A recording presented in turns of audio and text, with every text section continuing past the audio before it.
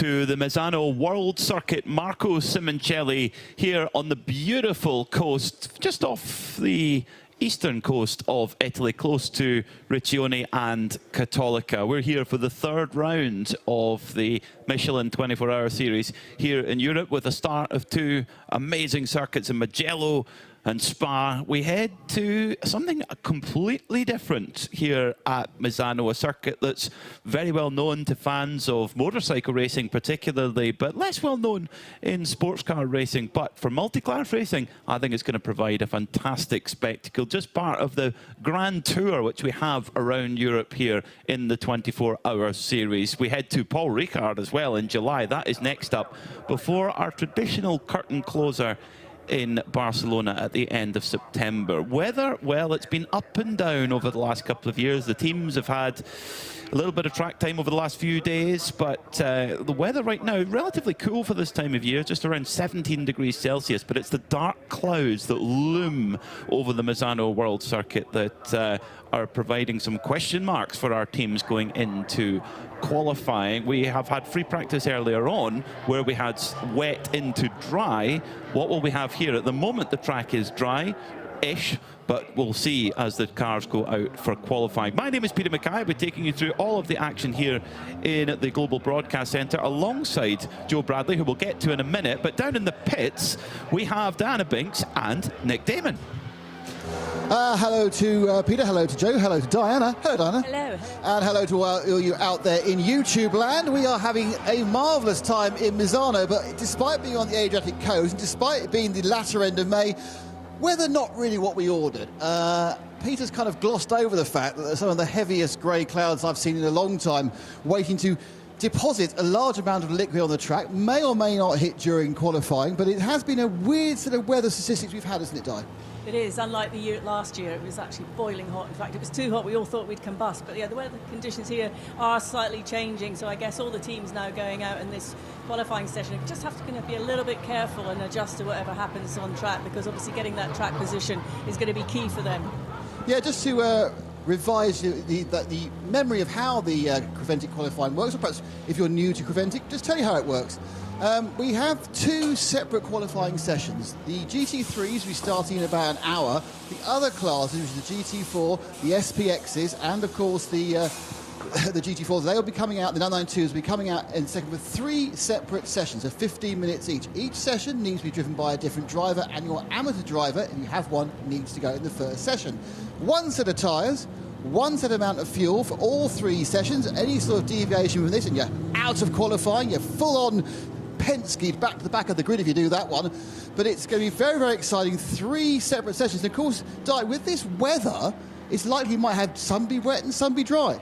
It could well be, and of course that's when everything will change strategy-wise. So the three sessions, 1, 2 and 3, the teams will come back in, put another driver in, have a 5-minute break, next driver into Q2 and Q3. But it's the sort of AM driver that has to go out in that first session anyway. So I would imagine a lot of them will be looking to try and get out there in the dry to get that session underway. But it's just sort of slightly spitting now as we are waiting for the track action to really hot up. I can't help feeling you've got exactly the right sort of people in the pit lane for this event, because we are British, Scottish and English. And one thing we know most of all about is rain. But if you want to know about the cars, well, there's two people who can tell you all about the vehicles involved in this fantastic Creventic Misano race, and that is Joe Bradley and, of course, Peter Mackay.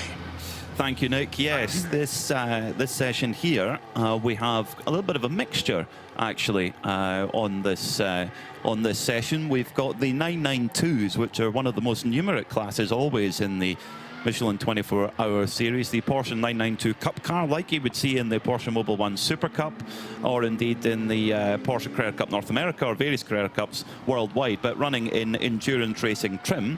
We'll also have the GTX machine, the GTX class of Vortex. They will be running the number 701, and they are running in the GTX class. GT4, we have the Mercedes AMG GT4 Adventure Engineering as well.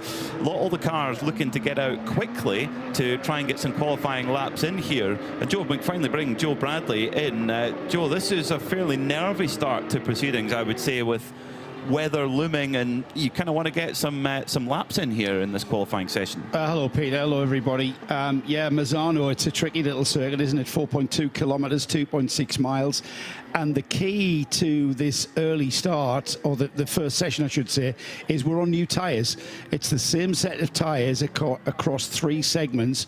We've got to start the AM driver in the car. He gets the benefit of the fresh tyres, as we've got one of our 992 competitors rolling to a halt, and it's Stefan Perrin in the 888 numbered Porsche. That looks like he's got a problem, whether he's Control-Alt-Deleting that, Peter, but that might bring out a red flag, and as indeed that is what has happened. So that gives me an opportunity to continue talking and telling you about what's in store for these drivers. Certainly the drivers that are starting this qualifying session, they will be able to maximize that tire performance. We know the Michelin tire has a little bit of an optimum lap that will come in after about 2 or 3 laps and stay there for about 3, but then after their run, and I think a lot of the teams will be giving their drivers maybe 3 laps and in, not wanting to take too much out of the tire, because they want to optimize their run on the tire for their pro drivers, if indeed you have indeed got a pro driver.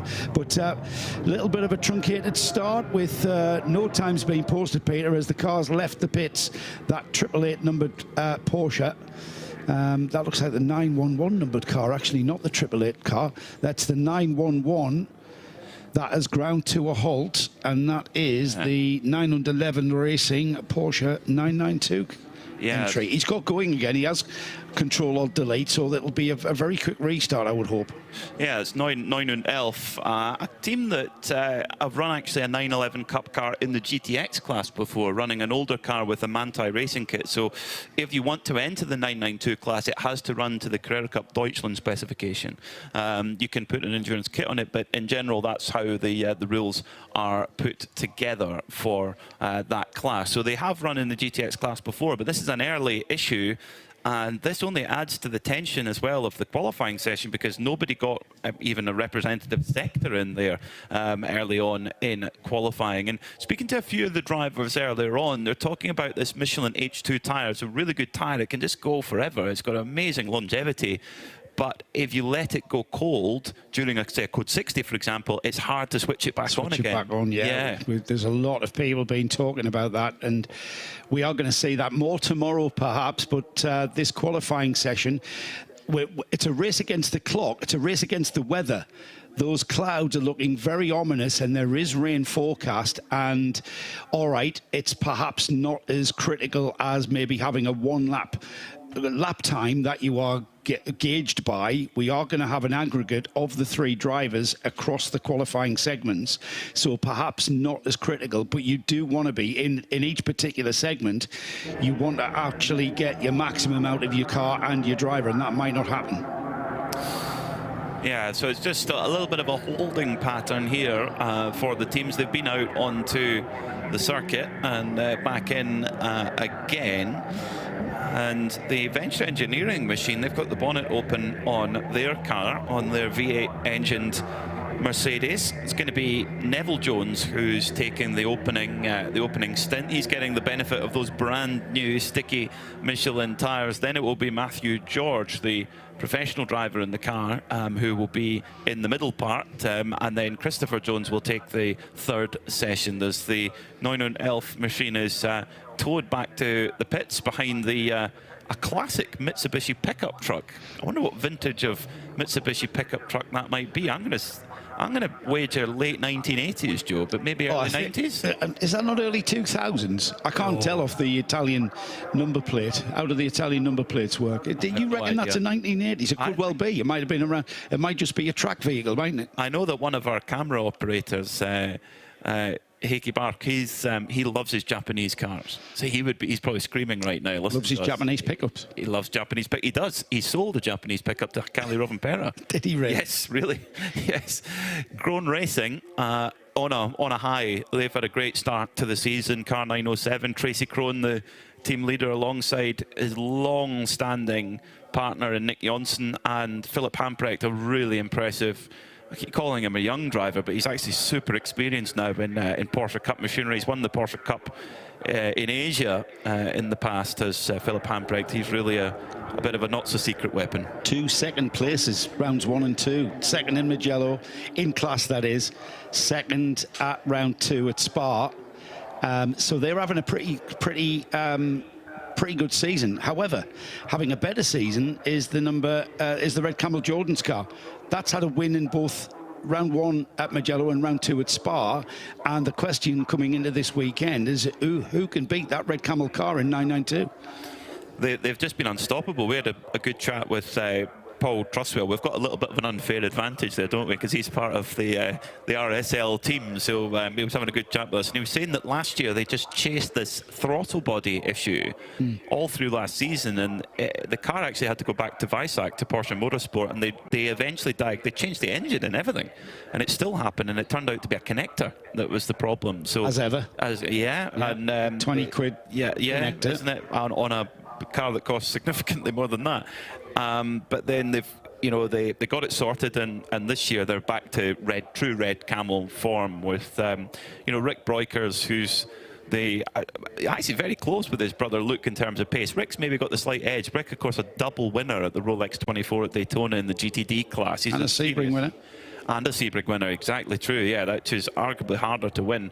Alongside Father Ivo and Fabian Dance, very impressive amongst his AM peers, is a very impressive driver. So they're a really strong driver lineup, which really helps in this type of racing where everyone has a minimum and maximum driver time that you have to get depending on what class you're in. But the Red Camel team, they've actually, because they have no pro driver, Rick Breukert is classed as a semi-pro, so they have no minimum or maximum drive time. Right, that's going to be interesting. The only thing they've got to worry about is going to the 2-hour maximum stint length. That's all they've got to worry about in terms of driver time. And that's why they're so strong. Yes. That's why they can perform in a strong, because they can maximise the two young lads. No disrespect to Fabian or Ivo, but yeah, Luke and Rick are the quickest drivers out there. Looks like we've got a green flag, or a green light at least, at the end of the pit lane, and we are going to resume this session. Yeah, because the clock started ticking down. Session will be resumed in 35 seconds. Right, okay. So we're ready to go for this 992 class. Red Ant Racing last year as champions. They've actually, with their own team, they've progressed up to the GT3 category, but they're still running a car now in 992 for the Ajith Kumar outfit. I'm just looking at the length of that pit exit road. That's a good third of a mile. What's that? That's a good quarter of a kilometre. Yeah, and that's why we thought they've been released. They haven't. They're now being held at the the proper exit. The red light still glowing red there at pit exit. So we're not quite underway. They left the pit lane proper, and then that exit road sort of seems to go on forever. And it's because it goes out it cuts out the right, left, right of the Parco S's. Is it an S or a chicane, the first turn here? I'm going to go chicane, isn't it? A lengthened chicane. Yeah, it's a long chicane. Yes, it's not quite a right angle, but it's a fairly technical part through that first sector. So 13 minutes left on the clock then. So the drivers have got to get down to business here quickly, get the heat into those Michelin tyres and get them into their performing window. We saw earlier on in free practice the fastest lap set by Red Ant Racing was right on the lap record set by Jason Hart last year, 134.366. Now, that was on by far away from a perfect track. So we could well see lap records tumble like we've seen throughout the year. This new Michelin tyre, the optimum performance that it gives is providing some amazing lap times. David Faminelli breaking the existing Creventic lap record, which had stood for quite some time. He broke it at Mugello at the opening round. Let's see what we'll get here at MISANO. It's kind of a circuit of two halves, Joe. It's quite technical at the start, and then it just begins to open up as you head through the rest of the lap. It's a tricky circuit, and the thing, in my view, that makes it a very, very tricky and challenging track is that there's a lot of places where you've got to brake very heavy for some of the hairpins here, but you are braking and turning. They're preceded by very fast kinks, very fast sweeps, and certainly going into the Del Caro hairpin, that's turns 13 and 14, 14 being the Del Caro hairpin. Through 13, you're already thinking about going on the brake for the hairpin to get you slowed down. So whenever you're braking and turning, the car gets a little bit edgy, perhaps not so much with the GT3 cars, which have the ability to brake really hard with the ABS. However, even with ABS, some of the drivers have told us that it's still tricky. You've still got to be a bit delicate, and you're still dialing the ABS settings to give you that element of braking efficiency and also driving ability of, say, rotating the car into the turns. So it all gets far too technical for my little mind. That's why I'm sat here in this box. Yeah, it is a cerebral track, I would say. Very, like I said, very, very well known for MotoGP. Of course, this is the hometown, really, of Valentino Rossi. It's from Tavullia. It's just about 10 minutes up the road from the MISANO World Circuit, Marco Simoncelli. And, of course, the name of the circuit, Marco Simoncelli, a great motorcycle racer who sadly passed away in 2011, and he's just from Cattolica, the town that we're staying in, just a couple of miles down the road. So it's a circuit with real pedigree. A lot of MotoGP riders come to train here. They ride road bikes, which are so fast now. They ride road bikes here on the MISANO World Circuit. Let's head down to the pit lane. Nick Damon has got a report. Nick, what have you got? got a very brief report. It's a report. In fairness, I should credit the report has been obtained to me by Miss Diana Binks in the 9 and 11 team who came in. They stopped. They opened the bonnet, and is it the bonnet? Is it the boot? The bit without the engine on the Porsche. They looked at it. They fiddled with a couple of things, and then it just worked, and they've no idea why. So it's a mysterious fault of the 911, but it is now up and running. But every car is out. That's the entirety of the machines are running. And of course, the one thing about the red flags, they did stop the clocks. They got plenty of time to get it, and it's spitting in the pits, but it's kind of like not particularly hard. It's not going to make it. It's going to be psychological rain at worst at the moment, but only you see a little bit more, and then the track will start to go off. There's a bit of temperature in the track already, isn't there? I mean, we've had the sun has peeked out through the clouds, the tarmac soaks up the heat, so any kind of slight rain won't be a problem with regards to performance from the track. The track's going to have to get wet before we see any difference in lap times. The track will probably be quite green because we had really heavy rain overnight. I mean, torrential. We've had torrential rain today. It's kind of been on off. Hopefully we'll keep dry. There is a threat of rain during this qualifying session. First times are on the board. Fabien Defoe fastest with a 1:38.842 in the 992. AM class just ahead of Nick Johnson by 0.04 of a second. Then it's another 0.7 further back to Pablo Brasilvero for Escuderia Faron, the Spanish team. Fabian Danz sits in fourth with a 1:40 flat, and then Magnus Holmgaard running out the 992 is 1:40.2, and straight away Defoe improves with his second flying lap, 1:37.762, so goes much quicker. And I think this is going to be the story of all these qualifying sessions, Joe, where they just get quicker and quicker. The track's going to improve. As long as it stays dry, the track will continue to improve lap by lap. I think it'll continue to improve all the way through to Saturday evening. We might want to tell you about only one car in GTX, only one car in GT4. That doesn't detract from the challenge and the way these teams are going to go about their race weekend. They're going to treat it as if they've got 30 cars in each class. They're going to go about their race, and they're going to their race strategies, and it's all about the way that they cycle through the drivers, isn't it? They're going to give the drivers the experience of, double stinting the tyres and really optimizing their runs, and it's good experience for when they go forward to the remaining rounds of the European season. Paul Ricard, Barcelona, not that far away. And you mentioned the championship, Peter. It's still all to play for in all of our classes. We'll talk about the 992s at the moment. Red Camel and RPM are there, first and second. Third place for Holmgaard at the previous round at Spa. Third place, I should say, for Sebelju Racing at the first round at Mugello, but with 2 more rounds to go after this one. This is the middle ground, isn't it? This is the odd number. After this one, time begins to tick away for gathering points.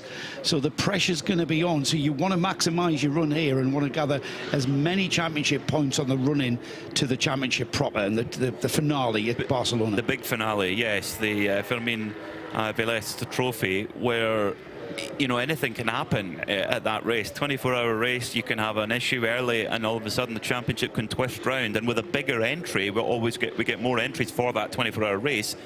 Therefore, if you have an issue, there's more cars between you and potentially the car chasing you. So yes, you're so right. Getting those points in the bag, and I know that for Venture Engineering, for example, they've had competition in GT4 over the first 2 rounds, but they've talked to themselves and said,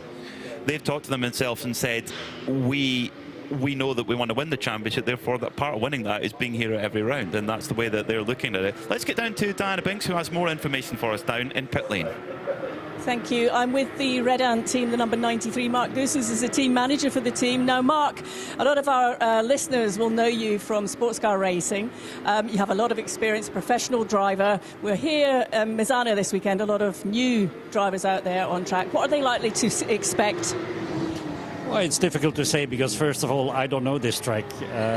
So it's funny you say that because, I have a lot of experience, but I've never raced here myself. But, it's a track like any other track. It's a technical track. It's not the longest track, not the highest speed track either. But there's a lot of flow in there. You need to keep that momentum going. And, like any other race in endurance, it's important to stay out of the pits and have a clean nose. So for someone that hasn't been on this circuit, how do you prepare yourself for this one? I mean, we arrive here not expecting to quite have the changeable weather conditions. There's a spit of rain, but it's not wet. How do you prepare yourself? Yeah, it's true. I mean, the weather, obviously we cannot control it, but everything else we just prepared. We prepared exactly the same as for other races. It's a very good and a very positive thing with Creventic is that we have 2 days of a lot of track time. We can have 8 hours of track time on Wednesday and on Thursday. So about learning the track, we got plenty of time, and we just work on it methodically with the different drivers. And like I said, staying out of trouble is a big step, and we didn't manage to do that on Wednesday, unfortunately. We had an incident on track, the car going into the wall with the backside, as you can see on the grey bumper there. But we refocused, we reset with all the drivers, and again, very methodically we've been building up the pace, and I think it's looking strong now. We just need to survive a 12-hour race, and hopefully weather is good for us. And how important is it for the team members and the crew members to all be part of the developments that go on over the weekend, to give you confidence, or a driver confidence, that they will be on it the moment you arrive back in the pit lane? Well, we're very lucky because we have a very solid crew that has been around for a number of years now. We've, kind of been at the front of the 992 class for, I think, about 3 or 4 years now. So we just keep doing our thing. We do the same thing all the time, and people are asking me what's your strategy for the race, but you have to come, or to take it as it comes, and be active when you need to be active. It's a lot of how you call it, improvising, yeah, that we need to do when the situation occurs. But that's the same for all the other teams. So we just hope that we have the right experience on board between the engineers, myself, and also the drivers, because they know what they're doing. Mark, for the moment, thank you so much. We'll catch up with you over the weekend, I'm sure. Perfect. Mark Goossens, a true sports car racing legend. What a guy to have at the head of the Red Ant operation. 3 minutes left in qualifying. We had while we were speaking to Mark Goossens there, we had a little spin for Ralph Ome in the 911 car. That car currently sits 10th in the overall 9th in class at the moment. Pablo Brasilvero is top of the timesheets though, the 137.342. He's 3/10 clear of Nick Jonsson in the RPM racing car. That's a great performance. The Escuderia Faron, they're a new team to Creventic Racing anyway. I'm delighted to have them here, but this is a new thing for them. They haven't quite had the pace so far this year, but that is right on it in qualifying. 137.3, and if you're 3/10 quicker than Nick Jonsson, then that's a really good benchmark to have. Magnus Holmgaard, third place for Holmgaard Motorsport, 137.7. Then a 137.7 for Fabian Dufour, who's gone into the pits. That's enough for him. Fabian Dan sits in 5th, and Stefan Perrin in 6th. And of course, Joe, this set of tyres is going to be the tyres used for Q2 and Q3, so you want to do your quick lap and then not put too much else into them. Yeah, Peter, we're going to see cars now come into the pits after putting in their flying lap, one out past the pits, perhaps another one past the pits, just to get the tyres up to their optimum operating temperature, and then the time will come. So Pablo Brasilvero, Escuderia Faron on the provisional pole, that 37.3. Last time by was a 142. So just cooling the tyres off a little bit, not so hard. They'll not cool off that much though with a 142, but we're seeing a lot of these cars now coming into the pits. The next car that we expect to see coming in will be the Nick Jonsson RPM Racing. Incredible to think that Nick Jonsson's classed as an AM driver as well. I mean, I remember Nick and Tracy Corona being a partnership now for over 20 years. And I first got to know them in the US, and it's just fabulous to see that dynamic, that relationship, that a driver who Nick was Tracy's driver coach, his driver mentor, and to still be together and still be competing at relatively high level, FIA sanctioned international motorsport, international sports car racing is where they're at. And I mentioned them in the championship, 2 second places. They'll be wanting to go one better and spoil the Red Camel hat trick. I'm pretty sure they've only come here to do one thing, and I think Peter, we've only got a couple of cars still out there. Well, Marcel van Berlo in the number 925 car run by Bas Koeten. He's trying to improve on his lap time. It's 1:39.8 at the moment for Marcel, who's driving with his two sons, with Kai and Glenn van Berlo. It's a fantastic story. I mean, Kai van Berlo particularly has a lot of experience in racing in America. Actually studied out in America, studied at Miami University, but his father and two sons, and I always think this, you see it a lot, particularly in the Michelin 24-hour series here with Creventic, is, you know, you think what a special experience to go and race with your family. We've got quite a few family teams that we can talk of. The Venture team out in the Mercedes, they had a big off, didn't they, at round 2 at Spa, where Chris Jones put the car off on cold tyres. Lack of experience, quote unquote, from Chris himself. He said that was what it was down to. They've got a new car, they're back out, and again the pleasure and the passion is there on a family level. So Pablo Bras Silvero, a great qualifying time with a 1:37.342, and he's caught up with Nick Damon. With him and his translator. Pablo, talk us through that session. ¿Qué tal fue la sesión? Ha ido muy bien, había un poquito de humedad, había tenido que gerir eso, pero bueno, al final hemos buscado un hueco y hemos podido sacar el tiempo. Yeah, session was okay. We had a bit of worry about the rain, so we wanted to get out quite early. But overall, it was a very good session and good time. Now we see how we go for Q2 and Q3. There's been a lot of rain over the last few days. How has that affected the track? Is it very green and not very grippy? A pista está verde, ou seja, por causa da chuva, sentes com pouca borracha ou sentes que não afetou muito? No, creo que no afectó mucho, un poco, hay un poco de pérdida de grip, pero quitando un par de curvas que no se puede tocar el piano, el resto se puede hacer. Yeah, the track doesn't seem to be that much affected about the rain. Still says that a few curves are still a little bit damp, but overall it's still almost the same as yesterday. The rain wasn't that heavy, so it didn't wash away a lot of the rubber. Thank you, Pablo, and good luck for your team for the next few sessions. Thank you. Well, they're a welcome addition to any grid, aren't they, of a 24H series race. Great to have them along. Escuderia Faron, and they mean business, don't they? They do. Yeah, it's great to see them get some. This isn't a race result, but this is a huge step in confidence for the Escuderia Faron team. They had a difficult start at Mugello, a little bit of a difficult start in Mugello. Spa, they were getting there, and definitely this is the way to kick off their MISANO weekend. Meaning business there, with them flashing lights to get the other drivers and making them aware that I'm coming through. I'm on a hot lap here. I'm about to put this car on pole position. Who's next up? Do we have information as to who's out in the car? I suppose we're going to have to trip the driver ID light at the end of pit lane before we find out who is next in that car. The 949, the other teammates, there's another two teammates. We've just seen Pablo Bras Silvero put that first time in. Pedro Miguel Loreno Bras is next, and then Fernando Gonzalez. So Fernando Gonzalez, I'm being told in my ear, is next driver in that rotation, and we'll see just how. I was going to use the term aggressive. You've got to be aggressive, haven't you? You've got to be. It's kind of a controlled aggression when you're driving any race car. You've got to keep that aggression under control so that you don't go out of control.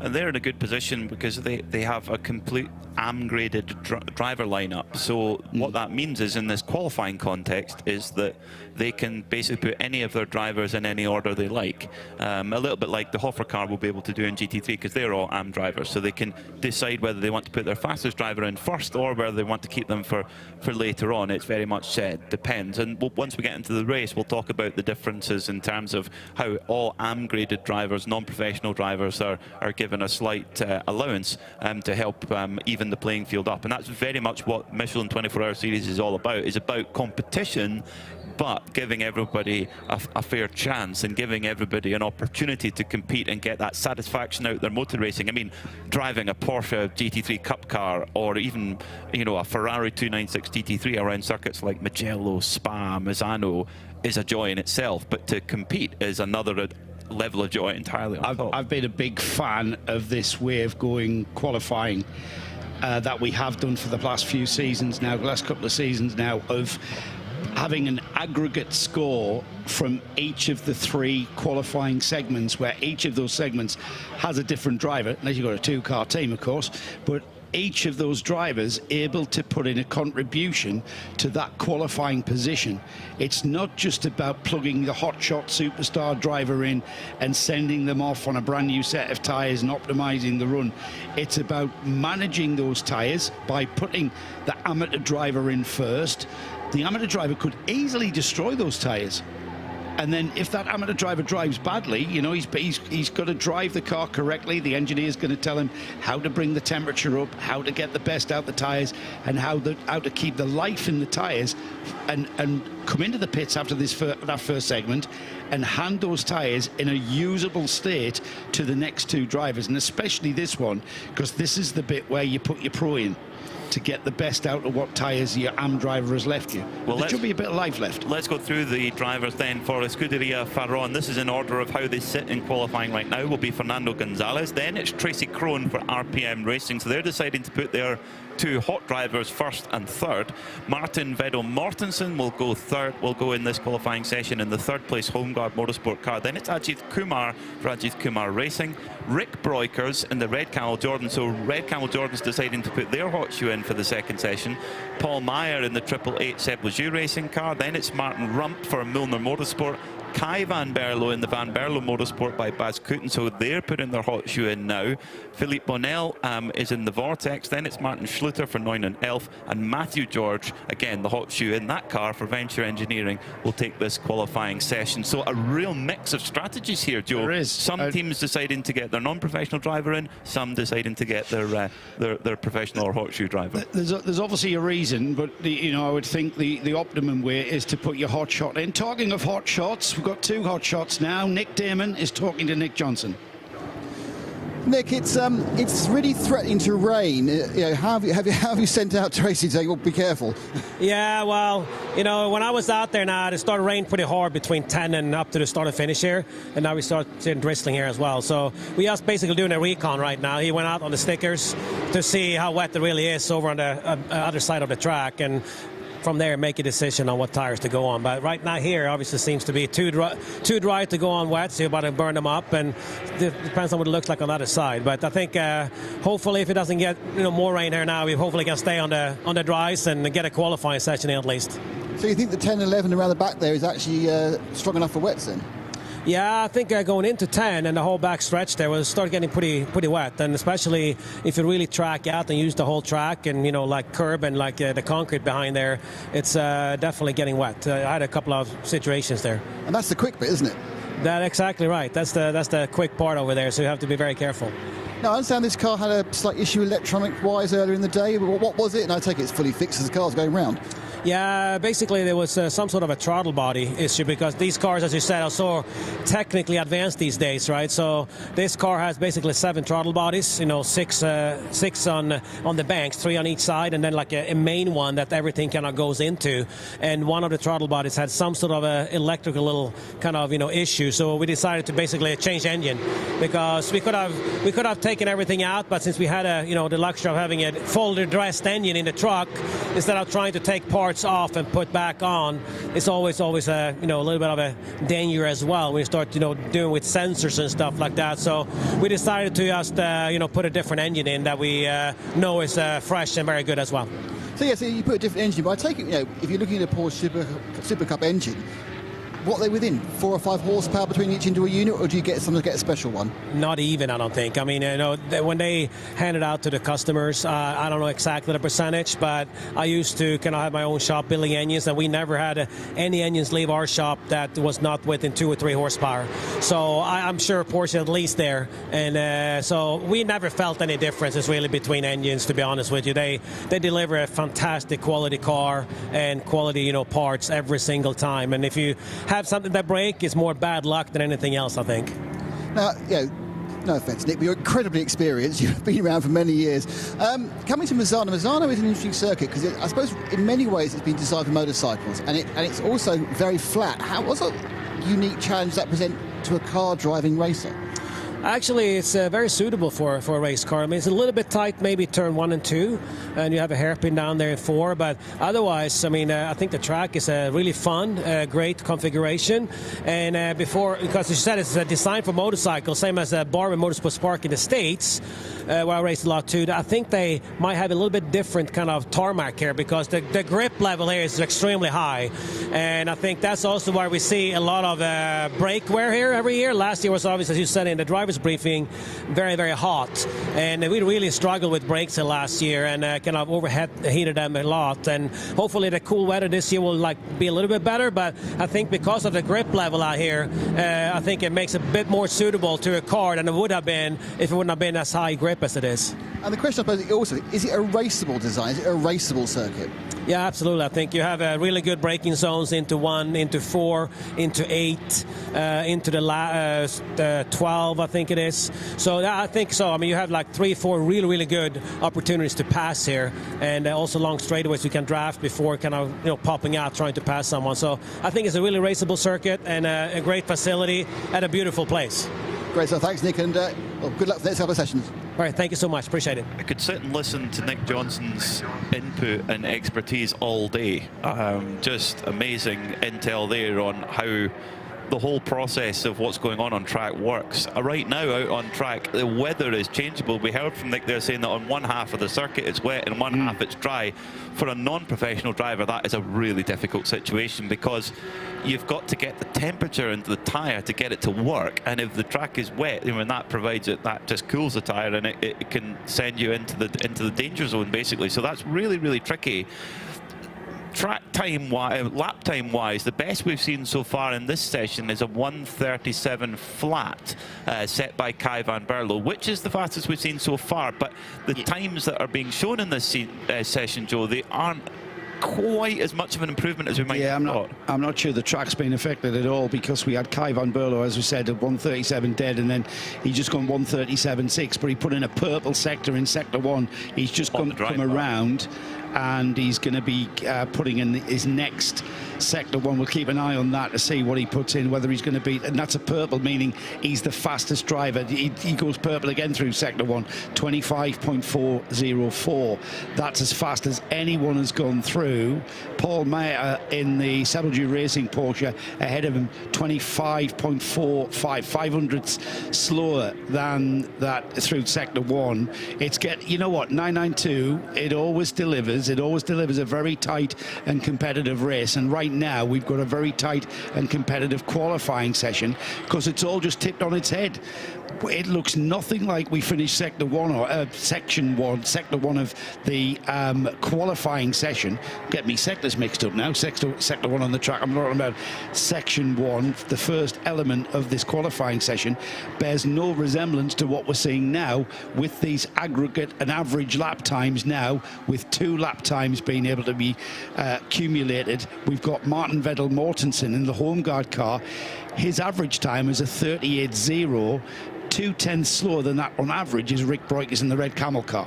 Kai van Berlo hitting a little bit of traffic on this lap, coming up against 2 cars, the home guard car and the Ajith Kumar racing car. So Kai van Berlo just, he would have been quicker there, 1:37.158, so he lost, I reckon, half a second in the last corner. So van Berlo is going quicker. He's making up all the time in sector 1. He's now getting held up big time behind the home guard car. So 6 minutes, 20 seconds to go. Kai van Berlo trying to make his move. Now, Kai van Berlo knows these 992 Porsche Cup cars better than most drivers, actually, because he was in the Porsche Carrera Cup North America in the year it was launched. They were the first championship to get them, even ahead of the Super Cup, so he knows the car well. Rain, it looks wet. It starts that section of the track looks wet. The middle part of the track, yeah, from sort of turn 6 down to turn 8 now is looking like there's a bit of moisture out there. So are these lap times actually going to be improved even with the clean air? Paul Meyer actually said it's the best lap of the session for Sebelju Racing, 1:36.8. So van Berlo not the quickest of this segment of qualifying. Yeah, that's the fastest time we've seen all day. However, the track beginning to visually look a little bit damp, let's say, and it doesn't seem to be affecting the performance of these cars, and maybe we're just getting a little bit of spitting out there. We heard Nick Johnson describe this is a very high grip level track. So we're going to have a pretty wet track before we seeing it being affected. But it takes very little rain to affect the performance of these cars on these slick tyres on a damp track. We're not seeing it lap time wise though. We're just waiting for the next element of lap times to be completed, and then we'll get a better idea. Peter, here we go. They're just about to come across the line now. The Hulgaard car leading that train of cars around, and 141. So that's right off the pace now. Yeah, I think that was a scrub lap because of the little disagreement with Merlo car traffic for Holmgaard. But Martin Rump getting it right up onto the curbs on the exit of the final corner. And there's Rick Breukers completely making a mockery of everything by it's been disqualified. So that last lap time there, a 1:37.2. Still 4/10 away from Meyer's best. Yeah, that put him to the top of the table for a second. That put him to the top, yeah, on average. But he's dropped back to third now, so it's changing all the time now. Yeah, so Paul Meyer is still the quickest in this second section of qualifying with a 1:36.8. And that is then, but with Rick Breukers, who's now gone absolute best in Sector 1. So does Breukers have some time up his sleeve? And he's always good in these conditions. When he won those Rolex 24 and Sebring wins, those were in changeable conditions. I think one of the Daytonas was in absolute monsoon conditions, but he always goes well in this Porsche 992 GT3 Cup when it gets wet, when it gets tricky out there, as he comes up to head towards the timing beam for the end of Sector 2, and he's personal best in Sector 2, so this could be a hot lap here from Rick Breukers. Let's get him over the line, and then we'll get down to Diana Binks for some more information from you. 3.5 minutes to go as Breukers now into the final sector. He's right on that time for the fastest time of the session, and that would then, if he was able to do that on average, that should put the Red Camels team up onto pole position in class. As they come out the final corner now, Rick Breukers losing all the track room and maybe a little bit more there. 1:36.792. That goes provisional pole in 992. Let's get down to Diana. Thank you. I'm with Venture Racing. Max George has just jumped out of the number 421. Max, what were conditions like out there? Yeah, actually fine. I think, like I caught them saying as I got out of the car, the track's super high grip. So the only place I was really feeling anything was in Sector 2. The rest of it's psychological, which in itself is a bit of a battle, but I mean, it's great fun. Any car around here on fresh tyres is a dream to drive, and I had a great time, even on the slippery bits. Well, Venture are sort of leading the GT4 class, so is that on your mind at the start of the weekend, really? Are you looking to capitalise as much as you can? Yes and no. We're quite methodical with how we go racing. We run every event focusing on ourselves, and it's worked so far. Obviously, we had a really unfortunate incident at Spa for Chris. We're here to bounce back from that, but the job remains the same. We do ourselves, even with being the only car on the grid. Our aim is to execute the best and the fastest race we possibly can, and then when people come back to race against us, hopefully they don't stand a chance. From a team perspective, how do you build the confidence? As you said, Chris had that incident at Spa. How do you build the confidence coming back into the next event? Slowly, and as a team. It's definitely not an individual sport, so every single person in the team has played their part on getting back going again, from building a new car to helping Chris build the confidence again.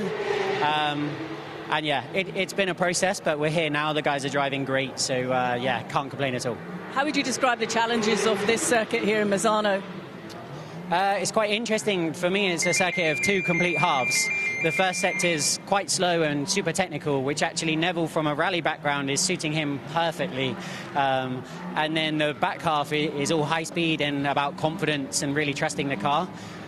So yeah, it's got a bit of everything. But yeah, it has its own challenges. Me and Chris, being mainly circuit guys, we love the back section, the fast bit, and Neville's about the only person who really loves the first part, but we're all getting on with it as good as we can. Thank you so much. No worries. Matthew George, true professional, part of the Venture Engineering squad, and he's a co-driver for Neville and Christopher Jones, but he's also coach as well. That's the thing, is there's many, we were talking about this earlier, many drivers who are quick, but being able to be quick and coach as well, and to keep the whole team going. He's very much the team. If there was a captain's armband, he would be wearing it with Matthew George. Into the last 30 seconds of this 992 qualifying session, and purple sector in Sector 2 for Martin Rump in the Mulner Motorsport machine. So, excuse me, Rick Breukers, excuse me, the one above. Personal best for Martin, and then it's been bettered by Rick Breukers. So we could see some late improvements here, Joe Bradley. Of course, you looked at it, it was purple, and as you said it went green, because Rick Breukers is out there in Sector 3 now, getting towards the final stages of this lap, through the kinks of turns 11, Cavoni into 12, into 13, braking for the Del Caro hairpin, and then out through MISANO corner towards the checkered flag, which flies to bring to a conclusion this second section of qualifying for 992, and to the top of the screen with a 36.607 to give them an aggregate of a 37.6, which is the quickest average, or it was, because that's just been bettered by Martin Vedel Mortensen, because I think, Peter, that Rick Breukers time has been deleted for track limits. So the qualifying 2 time for Rick Breukers is showing as a 1:30. Yes, but it's not. It doesn't class as a qualifying lap.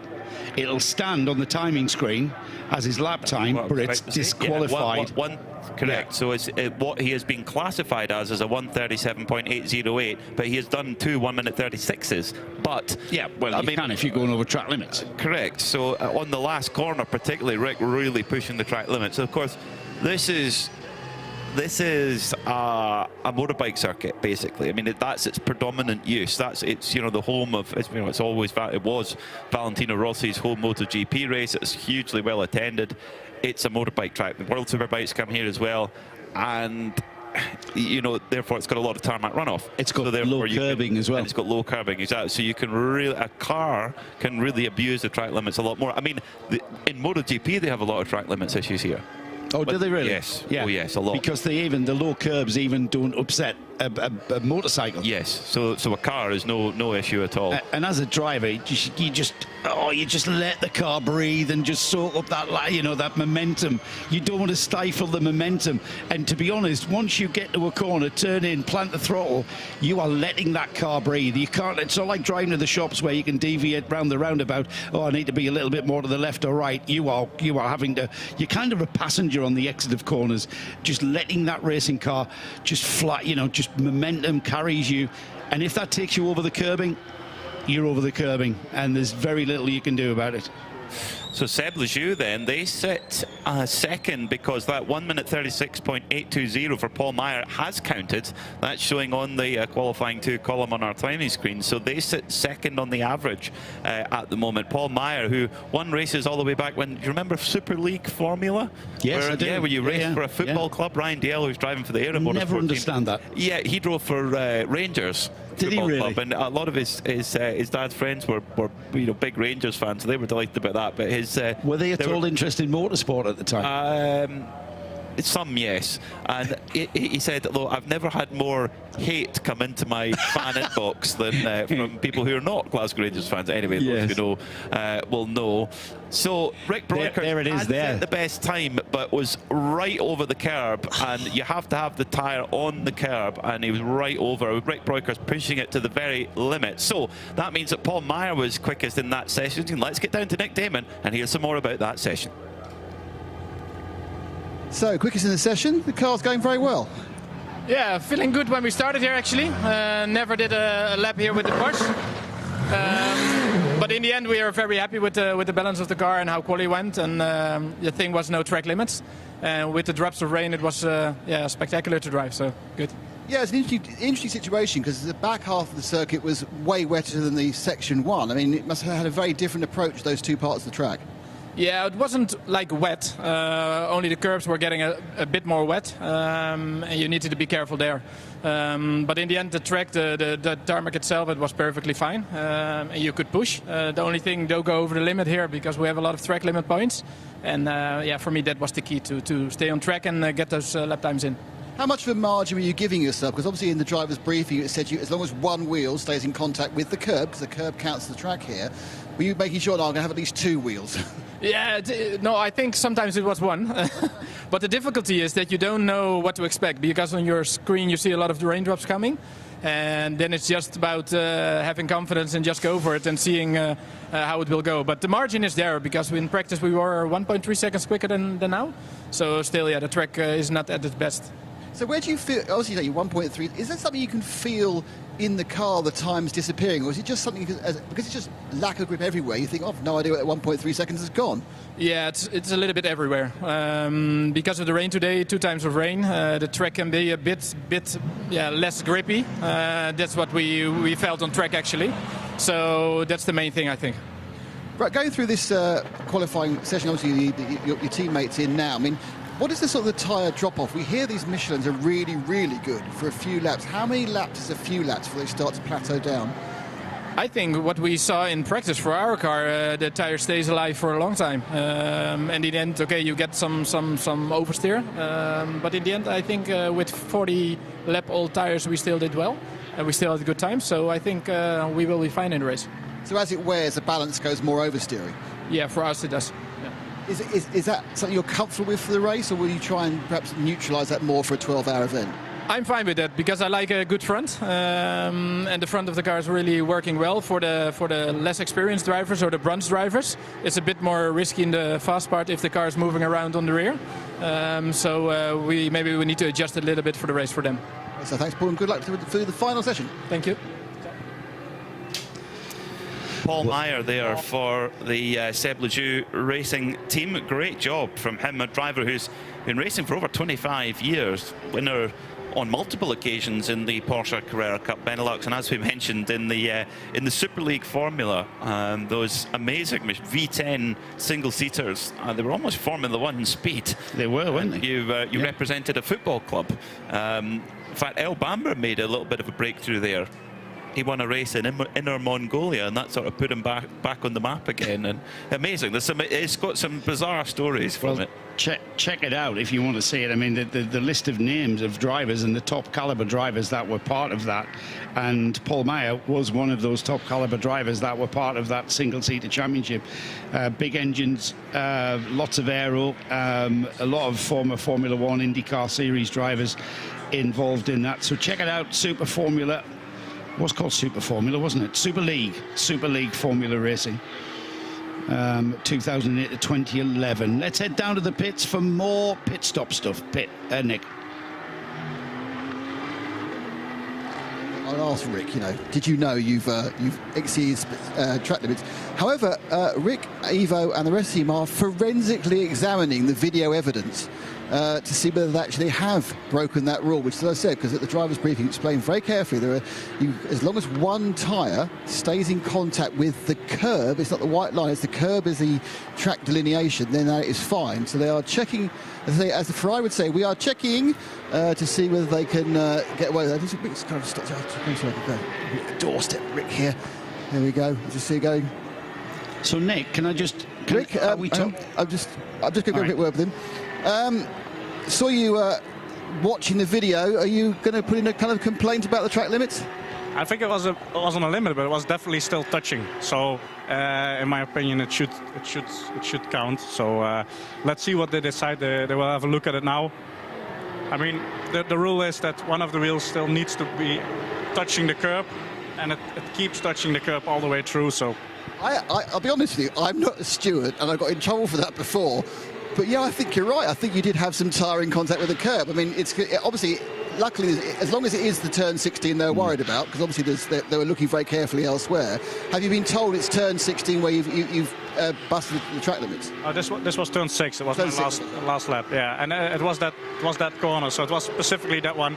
The rest of the track I was actually really safe. It was just that I had a weird bounce of the curb that I came a bit wide. So yeah, let's see. I mean, on the video it shows clearly that's touching, so I hope they will have a proper review and then see what they decide. Was this more difficult because with the light amount of rain we were getting, was this more difficult because you kind of throw it into a corner, you don't quite sure how much slide you're going to get given the grip? Yeah, that's difficult, and I was myself, I was really being safe on the first few laps, and I also thought that we would just be safe all the way through, but then on the end it was drying a lot and I thought the others were in, so I wanted to go pushing again.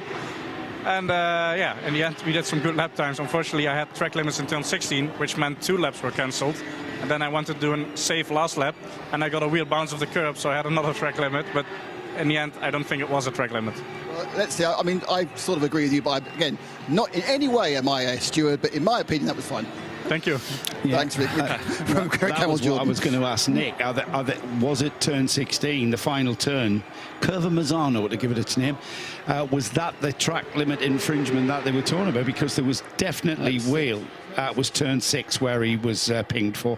So that I'm being told. So, yeah, I mean, that hasn't affected the situation, though, which changes all the time, Peter, with 10 minutes remaining. That it does. This qualifying session is by no means over. With the top of the screen changing, the 909 numbered red Camel Jordan's Porsche was momentarily at the top of the screen. That's just been overtaken by the Holmgard 902 numbered car. Patrick Steen Rasmussen has just put in a 37.531, which gives him a 37.855. That's how close those 3 drivers are in that car to get that average. It's very close, yeah. But Glenn Van Berlo in the Van Berlo Motorsport cars put in the hottest lap of this Q3 session, 1:36.675, so right on what Paul Meyer did in the previous session. So the track is staying fairly steady in terms of pace, so that it's not getting any wetter or drier as such. Certainly for this 992 qualifying session, I think 992 is going to be the battle to watch tomorrow, because there's so many good teams with good driver lineups. Red Camels, Van Berlo. When is it not? When is it not? Very true. When very, is very it true. not? Yeah, and I think the Van Berlo car particularly, there to have, Marcel's a strong driver, but also to have Glenn and Kai in the car. Kai's a really, really good driver as well. I mean, he was racing toe-to-toe with Seb Prio in Carrera Cup North America, and Seb Prio is now, factory Ford driver. It just shows you the very fine balance between, getting to the... Getting that break. Yes, exactly, exactly. But, Kai also has, he's, like I say, gone to a top university in Miami, and, will probably have a career alongside his driving as well. So there's definitely different pathways in motorsport. We can still drive at a professional level, but also have a different profession as well. Matthew Detry is at the wheel of the 901. That's the Ajith Kumar Racing this weekend with Red Ant Racing. So a change of team behind the red, yellow and white livery of Ajith Kumar Racing. Matthew Detry currently 7th. They were 6th for a little while, but like I say, this is changing all the time, and they've just dropped to 7th there. A 39.2 is their average with a 36.7.02. That's the fastest time that car has put in. No surprise there for the 901, though, with Matthew Detry being the fastest driver in that lineup.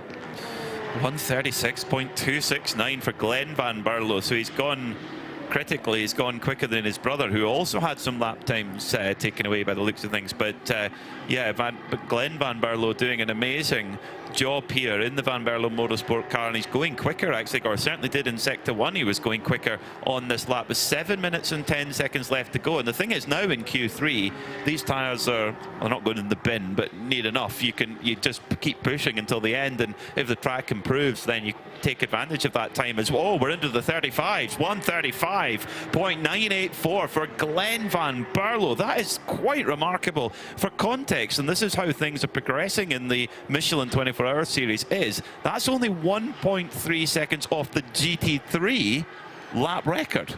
I think the tyre optimum life period of the tyre was negated by that damp track out back through 10 into the Del Caro hairpin.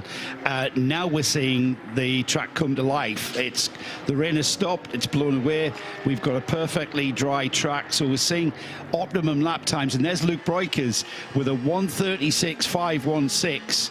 That is the fastest time that car has seen. We're seeing green and purple sector times, green and purple lap times for all of our 992 runners now, because we are seeing the track coming back to this session, and now we're seeing optimum lap times. Totally agree. Yes, Philip Hambrecht coming to the line. This could be quick as well. Where is he at the moment? It's a personal best for Hambrecht, 1:36.2, so he's only 0.3 of a second off the best in this session. However, his average across that car is 6th quickest at the moment.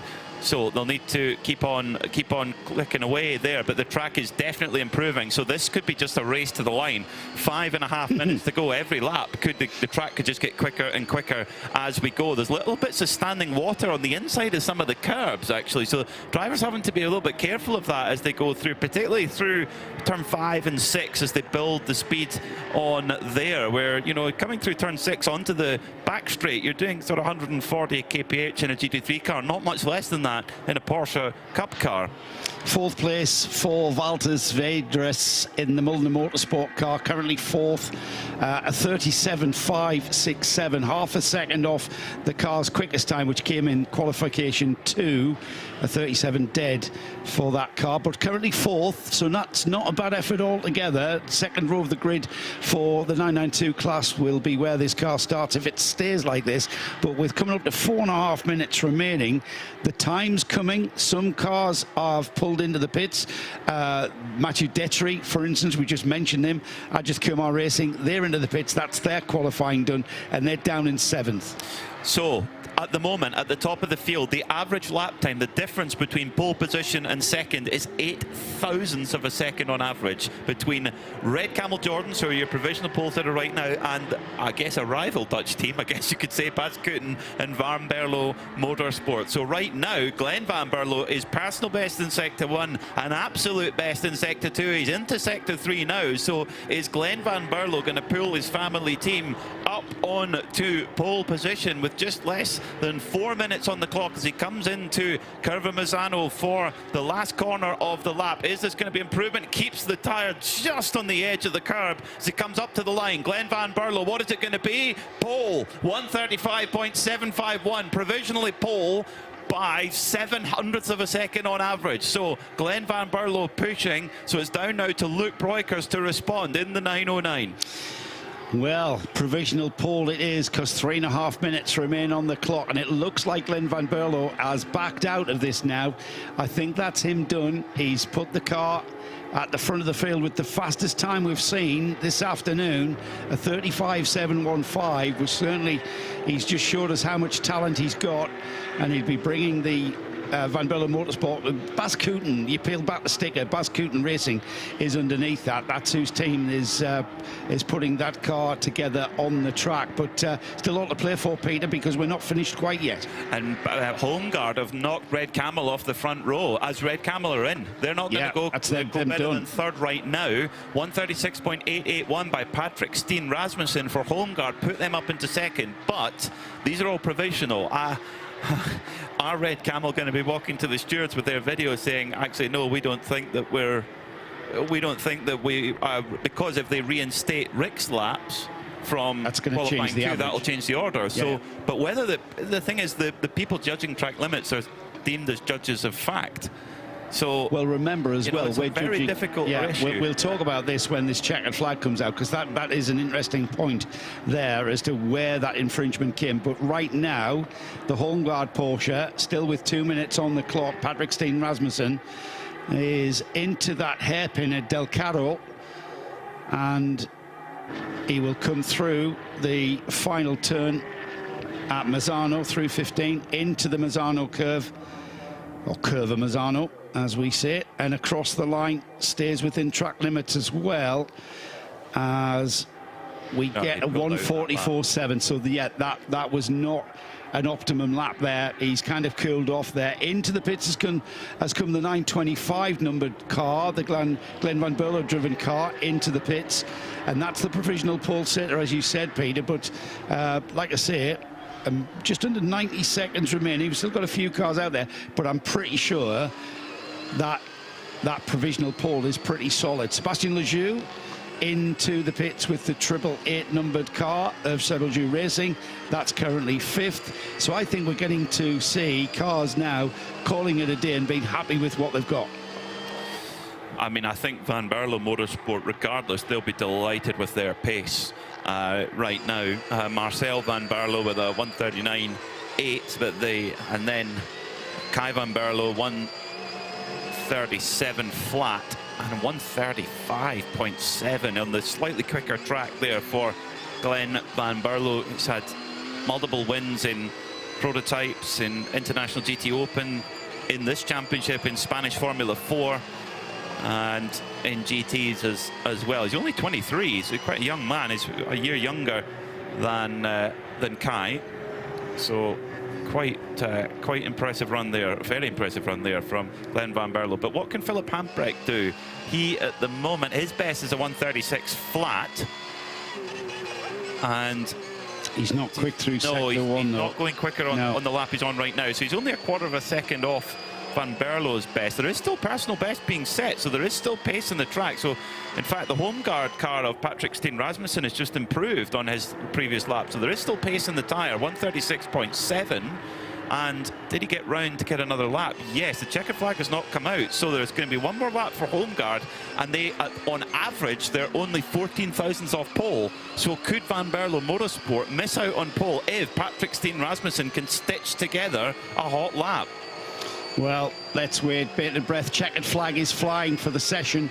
And that's the whole of the qualifying session as Philip Hampbrecht comes into the pits with the RPM Motorsport, the bright green car, into the pits. The home guard car doesn't look like he's on a flyer here, or does he, Peter? Will the body language of that car a little bit deceiving? Turns into the hairpin at Tremonto, which means sunset, by the way. Looking at the sector times, your lingo is very, you've been doing your Duolingo before coming out here, I think. I did my column this month, well, for this race, is about the corner names. That's the only reason why I know Tremonto means sunset. Because the sun will be setting across that. Reading tonight. Personal best sector for big moment there for Patrick Steen Rasmussen. He was personal best in sector 2, but I think it might have gone away here in sector 3. At a big moment at high speed, coming through turn 12 into 13, clicking 100. Basically coming from 250 kilometers down to 150, then down to 65 kilometers. Yeah, a lot of change in the balance of the car. That might well be. Now, it's that last lap there was for Patrick Steen Rasmussen 137.4, but it all went away in that last sector. Stays in third place, stays on the second row. Change. Now change on our timing screen, because Red Camel Jordans are now on pole position, because Rick Broiker's lap time, that last lap time, that 136.6, it has been reinstated.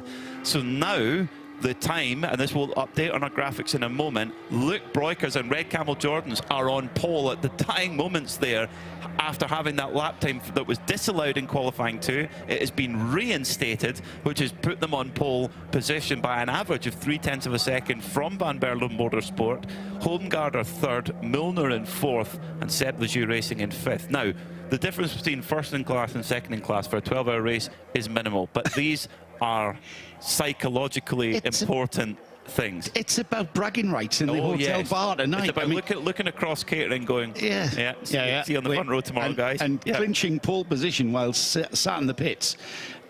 Full credit to, and I'm pretty sure that either Nick or Di will be able to chat to the team and maybe get some insight as to what the process was in getting that lap time reinstated. But we're getting towards being able to call, always provisional, because we have to go through tech inspection as well, remember, to see if the cars will comply. So just shout up, guys, when or if indeed you get someone down there in the pit lane.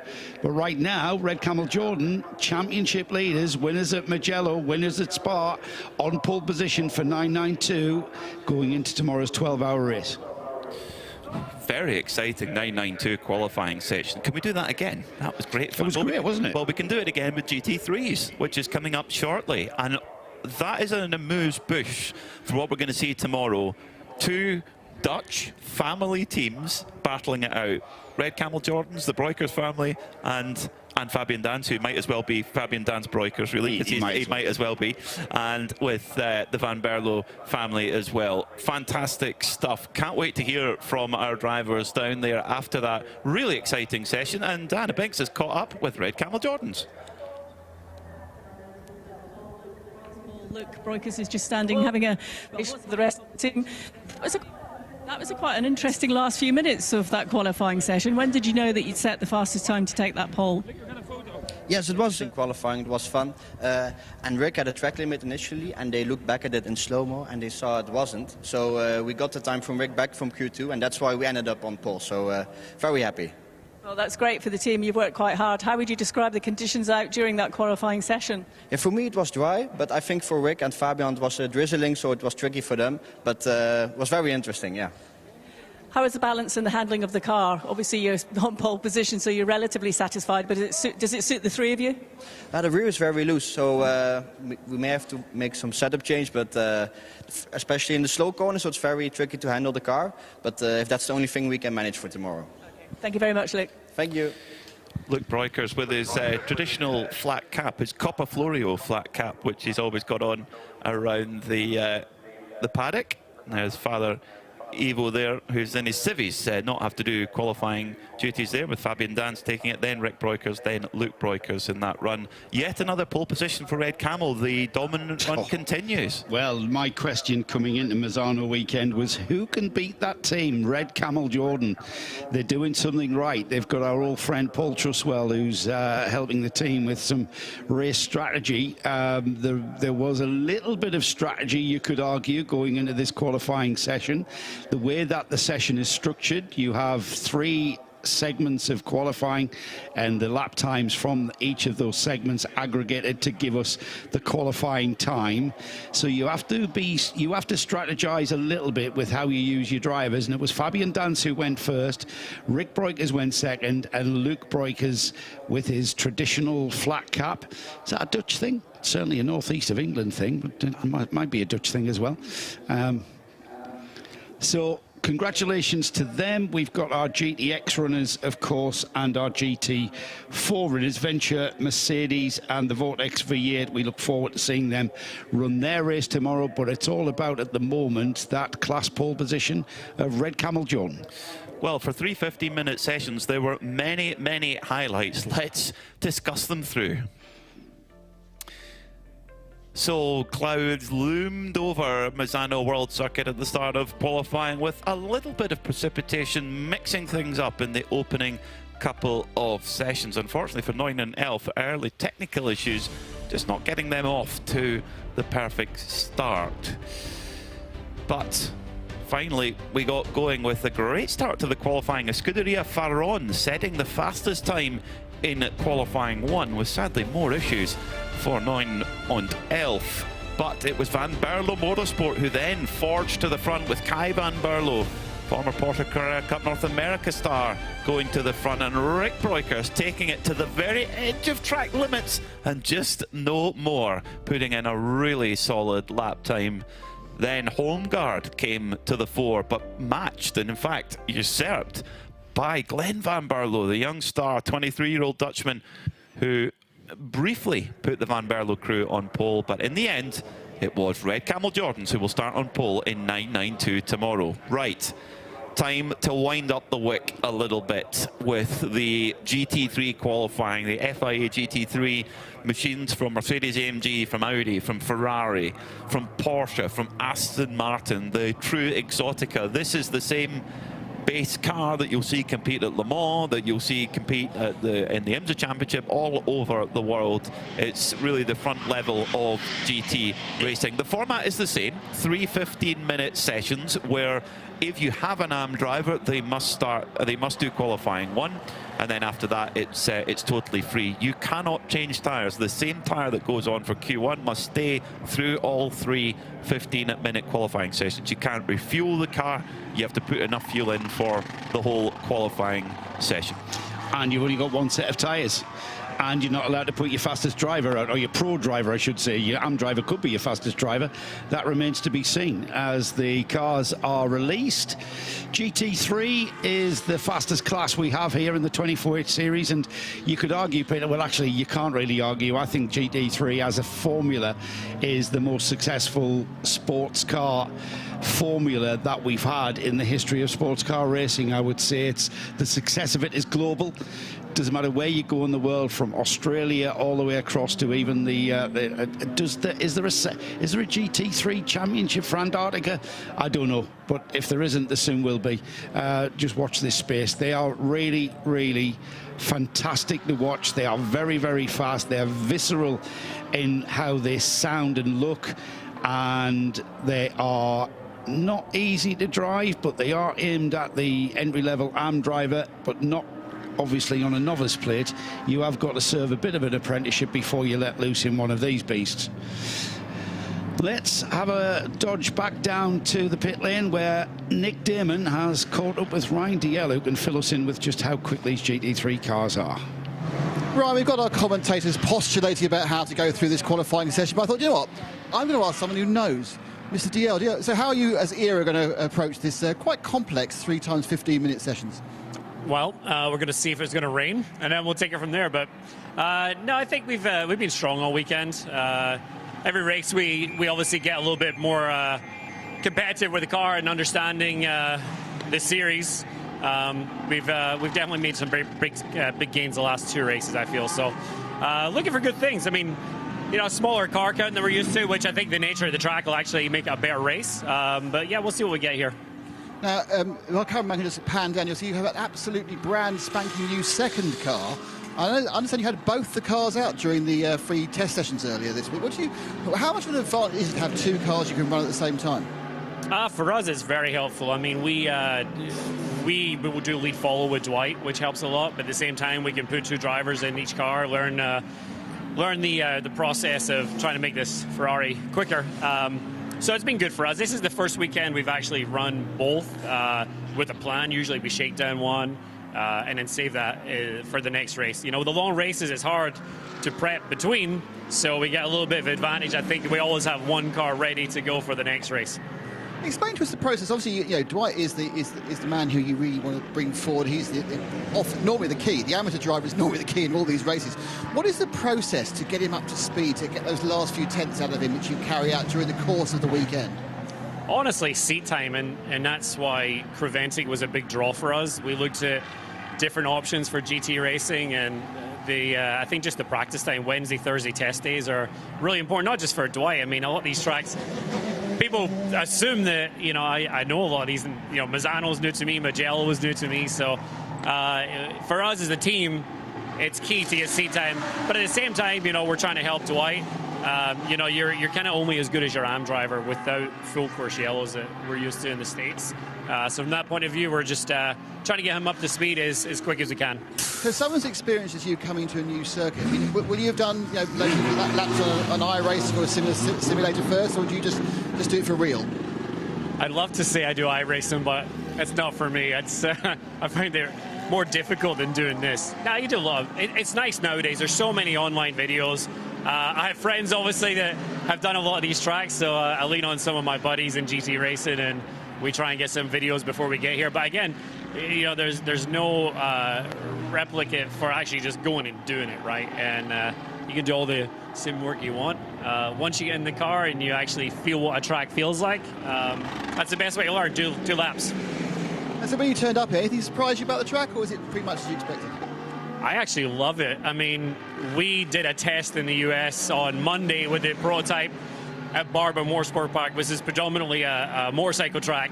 So we went from one kind of tight, twisty, high-speed track to this one. I think it's going to be great. That's why I said I think the car count is actually a good thing. I think traffic's going to be difficult.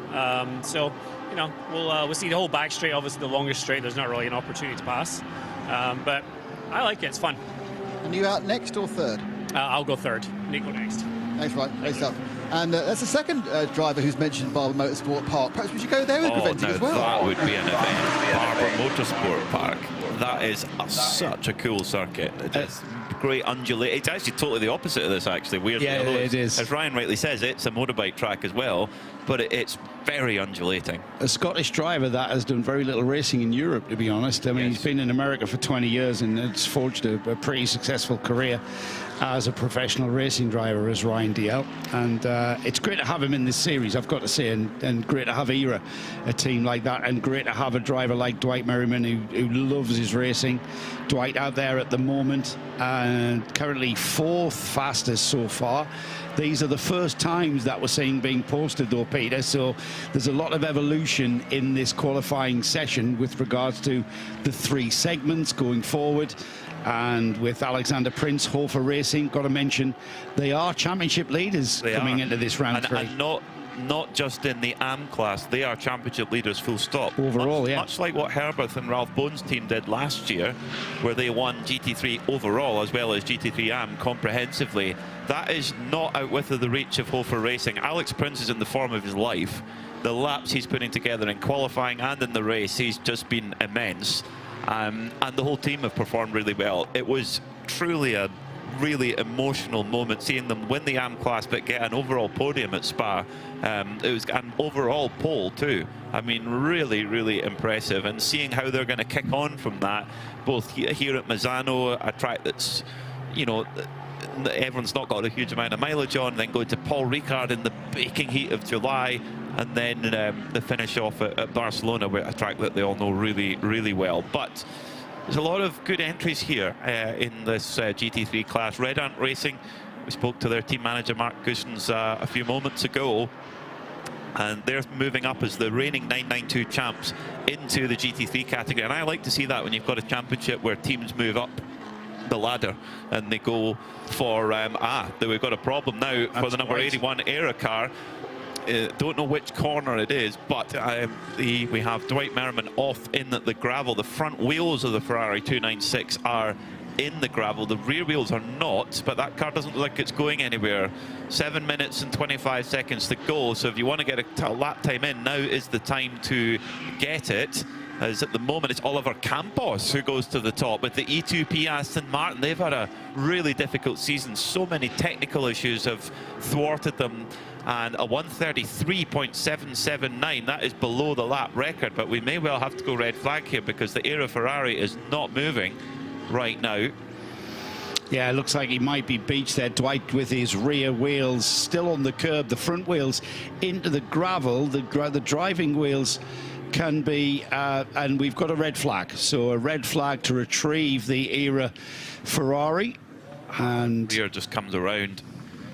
That's at turn 3 for Dwight Merriman. Just the tiniest little mistake there. I saw on the Era Motorsport social media earlier in the week, they've actually got two cars. They bought a brand new car, and their spare car is actually one of Ryan Dalziel's old race cars that he drove for Triarte Competizione in America. And they've got both of them liveried up, and they were doing lead-follow coaching. So Ryan was in the leading car, and Dwight was following him and following the lines around the track, and then they would swap, and Ryan would watch. And you think, that is, talk about preparation level. They're bringing a level of professionalism that's quite remarkable. But Dwight Merriman here.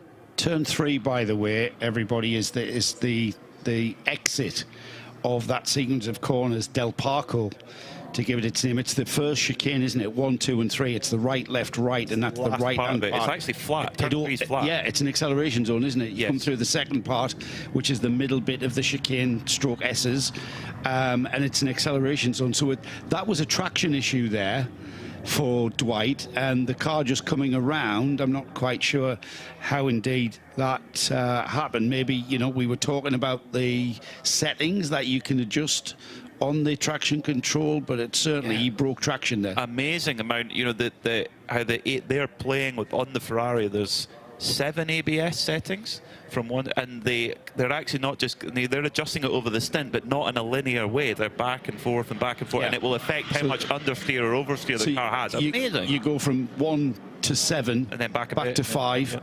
Back up to, you know, that sort of thing. And they were telling us that they've got a little memory card on the tape to the inside of the door that will tell them what those settings are, just to give you a little bit of an aid memoir as you're hurtling round at 160 miles an hour through the kinks of Curvone out back. And then a load of different traction control settings where they can actually program it in by GPS, corner by corner.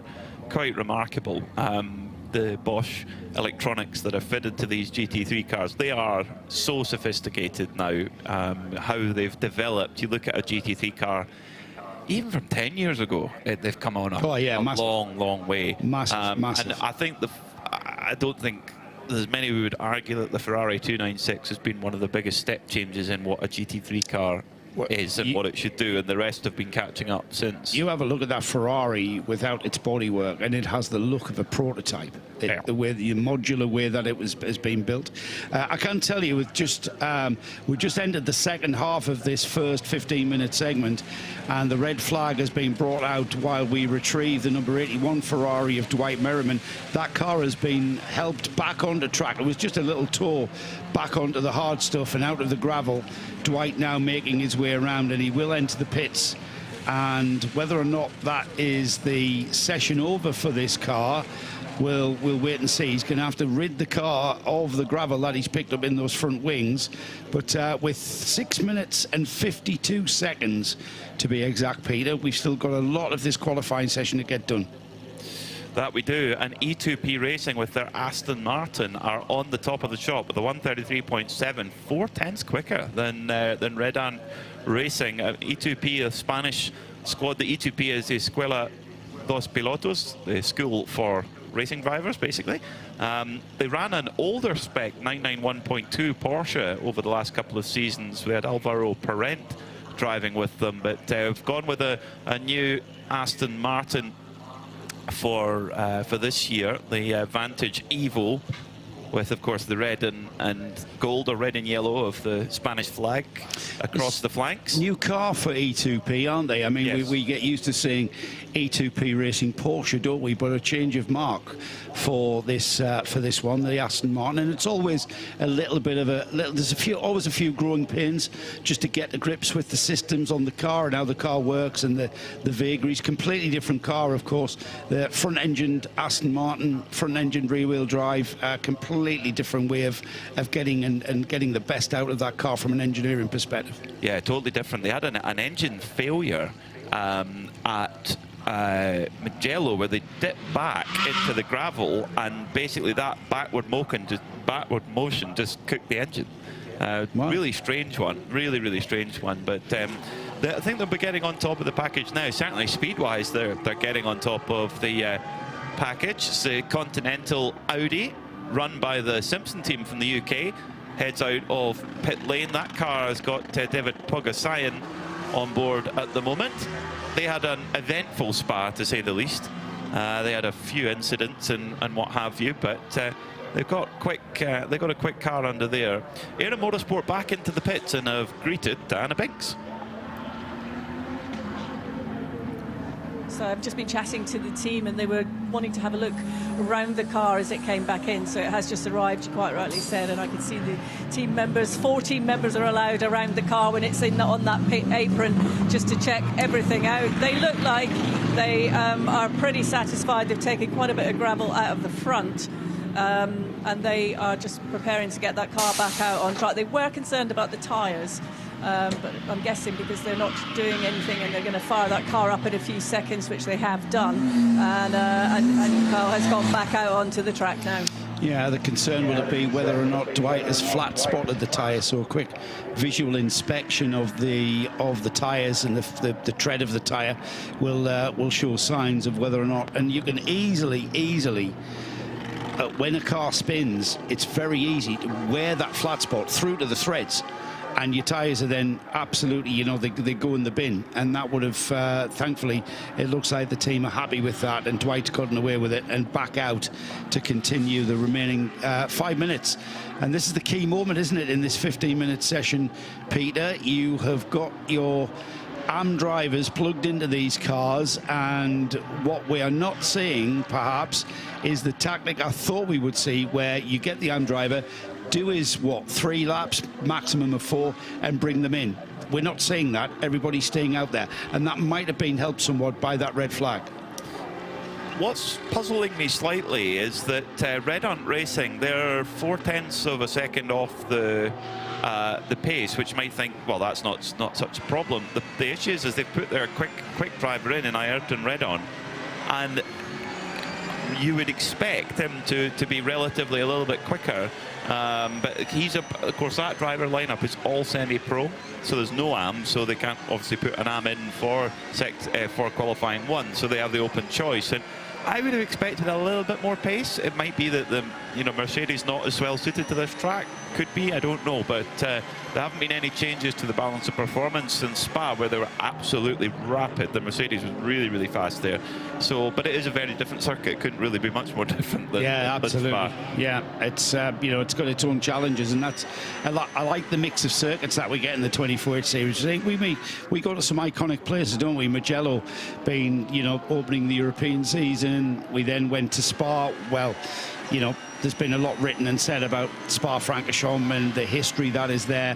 Misano has its own personal history. Yes, it's centered around motorcycle racing and very, very high level, top level motorcycle racing, but it's forging its history of, certainly with us in the 24H series. From here, we go to Paul Ricard, another iconic circuit down in the south of France, and then we round off at the Circuit of Catalonia.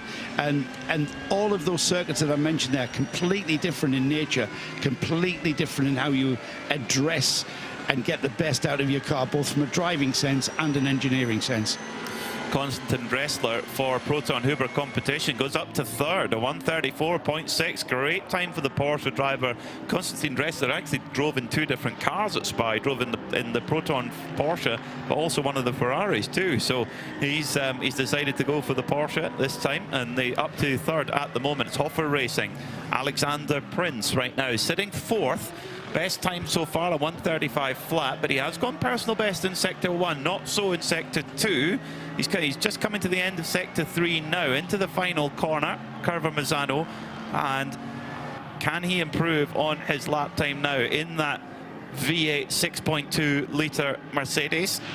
And yes, they still do use that motor in this GT3 car. It's long out of production in the road cars, but they still use the 6.2 V8 for the GT3. He went quicker. That was a personal best of 34.489, but not quick enough to change that position on the timing screen.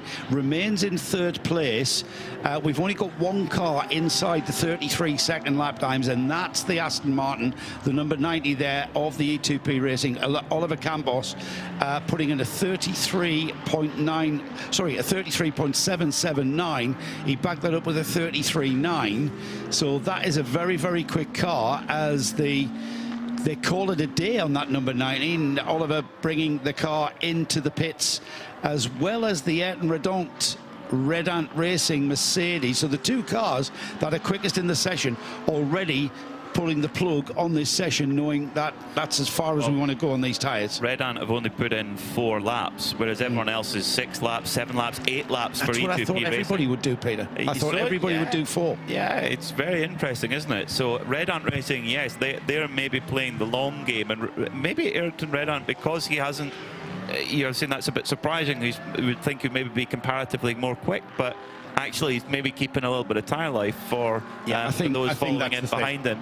Now, absolute best sector for Konstantin Dressler in the Proton Huber competition car. So is Dressler going to put Proton Huber onto the provisional pole? As Juta Audi Arūnas Gilgauskas, the Lithuanian squad, Juta with the Circle K branding on the side, they're looking to try and improve from where they are. But Dressler now, he is getting towards Sector 2 timing beam now, opening up that 4.2 litre flat 6 engine of this 992 Porsche, which has been with us for a couple of seasons now, through this super quick Carvoni, 240 kilometers an hour through there, then 250 as the car snaps away at just over 200 kilometers an hour there for Konstantin Dressler. He's into Sector 3. It's gone away from him a little bit in Sector 2, but he was absolute best in Sector 1. Let's see what he can do in this final sector. Dressler up to the final corner, then down the gearbox he goes, third gear for this final corner. The car looking quite snappy and just back forth on him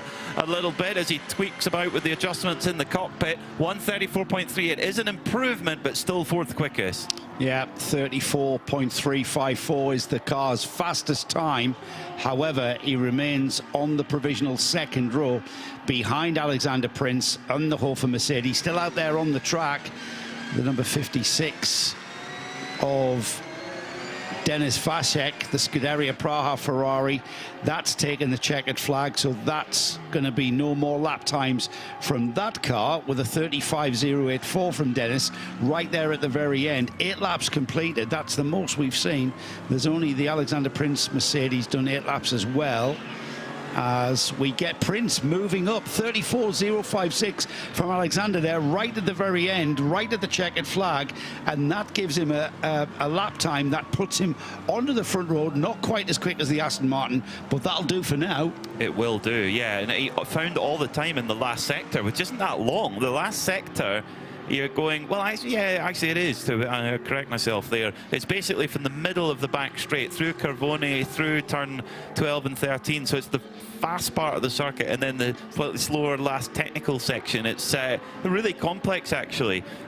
So Campos then on pole position at the moment for E2P Racing, and they've got their hot shoe Antonio Cenero to jump in the car potentially next, and then or they'll go Pablo Perguera and then Antonio Cenero to finish off the 3 qualifying sessions. Haas RT, they sit in 8th at the moment. Peter Gwellink's 135.3.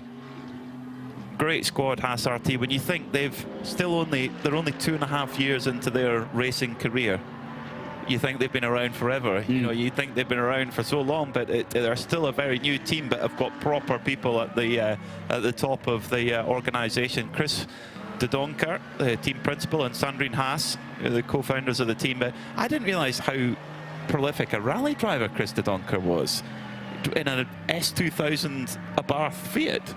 I didn't realise that. I read that this morning. But a real expert on endurance racing and running a team in that environment.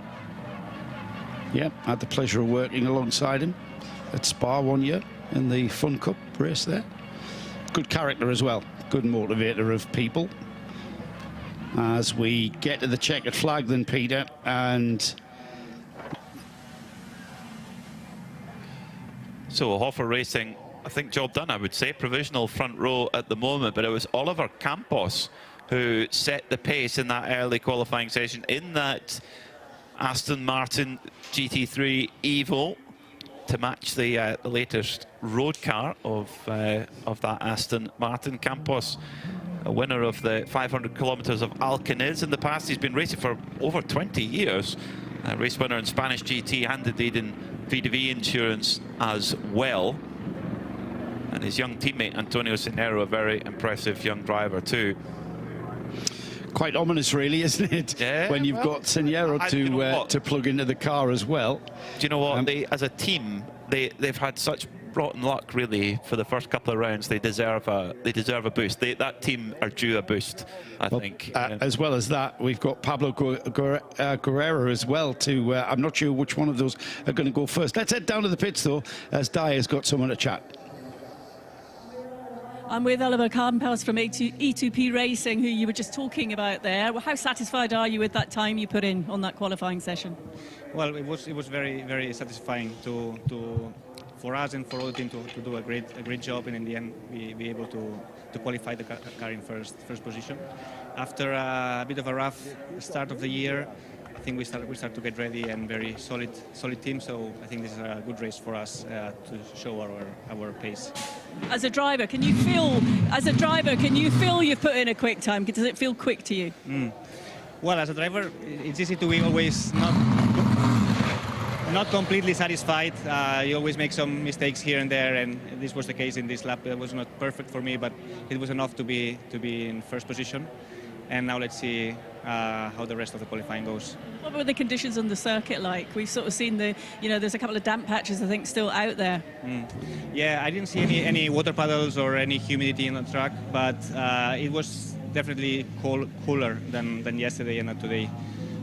So it took for us some time to warm up the tires, so we couldn't totally use the edge that the new tires give you. But the track is dry, all the curbs are dry, so it's safe and fast to drive. Thank you so much. Thank you. Oliver Campos, a provisional pole sitter. I love the race suits that the E2P guys have got. They look like American astronaut suits, but without not the suits that they wear outside the space shuttle, the ones they wear inside the space shuttle. Yes.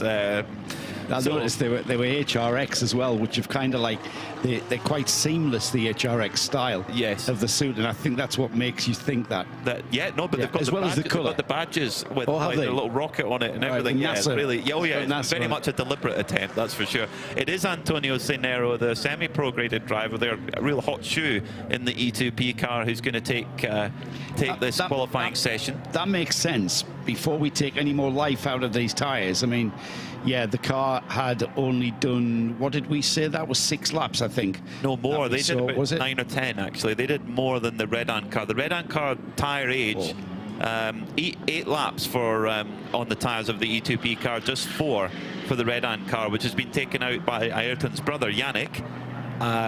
Hofer haven't gone out yet, but hopefully will do. Tim Muller will take out the GT Racing Audi, and we'll get the rest. Actually, that's interesting. There's taking their time, aren't they? Just taking time, yeah. Scuderia Praha taking their time as well with the number 56 machine. Scuderia Praha have been a Ferrari dealer for over 25 years in Prague. Well, they were a big part of this series. I say not so long ago. It's probably pre-COVID, the pre-COVID years. Championship winners, race winners, and that team certainly know how to put a Ferrari together and go very quickly in these races. Yes, they do. So it's going to be Max Partel taking out the Hofer racing car in provisional second at the moment. Vasily Vladikin for Continental Racing by Simpson. For Haas RT is Matisse Lismont, Joseph Kral. So Joseph Kral, the hot shoe in the Scuderia Praha lineup being put in. Dwight Merriman took in the Aero Motorsport car, but it hasn't gone back out for qualifying yet. Dominic Ang has taken the Viper Niza Racing Mercedes, the Malaysian squad. So a few teams just taking it a little bit more steady before qualifying. Yeah, I noticed the Aero Motorsport Ferrari hasn't come back out already as well. So they may be just checking that car over a little bit more just to get rid of whatever little bits of gravel that were picked up in that Dwight Merriman spin. Nico Verdonk is the driver. Now, Nico is no stranger to this series. It's great to have Nico back. He hasn't been around for, I don't want to say maybe a season or so, but back out in the Aero Motorsport Ferrari, and we will see just what sort of lap time that car is capable of, and I'm pretty sure we're going to see that move up the order. I would think so, yeah, I would think so, particularly with Ryan Dale waiting in the wings, ready to do that third session as, a little bit wide for Antonio Cenero coming out the final corner, curve at Misano. Let's see what this lap time is going to be. It's a 134.7, so 1 point, no, what's that? It's just pretty much a second off Oliver Campos' best, but that lap time may well be deleted because it was quite wide on the final corner. So 136 flat for Tim Muller on that lap. He's the second to come over the line with a flying lap. So yeah, just we're not quite up to speed for Antonio, just building up that speed. The number 93, Yannick Redont, in the Red Ant Racing Mercedes, in that kind of sinister all-black livery, isn't it? It's kind of like the Dark Lord sort of livery on that car. It's got the red and blue. Looks black in the sunshine.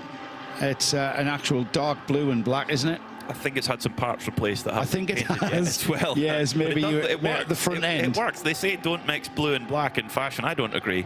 I think it does. Agree. It's had some parts replaced, I think. We've got more news from Hofer Racing. Nick Damon has run it down for us. Flying session, they just all bedded themselves in, so let's get someone who's bedded himself in already. It's Alexander Prince. The excellent qualifying form continues. Yes, not perfect like it was in the last two races, but it was just up to the driver inside the car. That did not happen with, again, P1. I was a little bit unsure with turn 4 after my parking in the gravel in the free practice there, so I took it a little bit more defensive. And also in my fast lap, I had a small mistake in turn 14, where I just thought to myself, just screw it up now. And it happened directly because I braked too early. So it's always when you're not focused completely. So it was just up to me. I just brought all the best sectors together. So I'm happy with P2. So let's see what's going on now. And yeah. Very tempting curves here, but how much is track limits in the back of your mind the whole time? Honestly, not so much. Because as a driver, you feel it quite well, especially here in Misano. Then I had one lap time deleted. I'm still not sure if this is, right, but we will check it later. Yeah, but you feel it quite easy. And so for me, it's not, I'm not thinking about track limits because I just focus on my line. Every driver knows it, so you have to focus yourself that you don't cross this line, and so that's it, how it goes, the game. Great result in Spa, class win and overall podium. How does that affect the team, that sort of fantastic result? Quite a lot. The motivation is still quite high with everybody here in the team, but we were unlucky in Mugello. I had a mistake, I had a crash, so that's why we had to take this 5 laps penalty.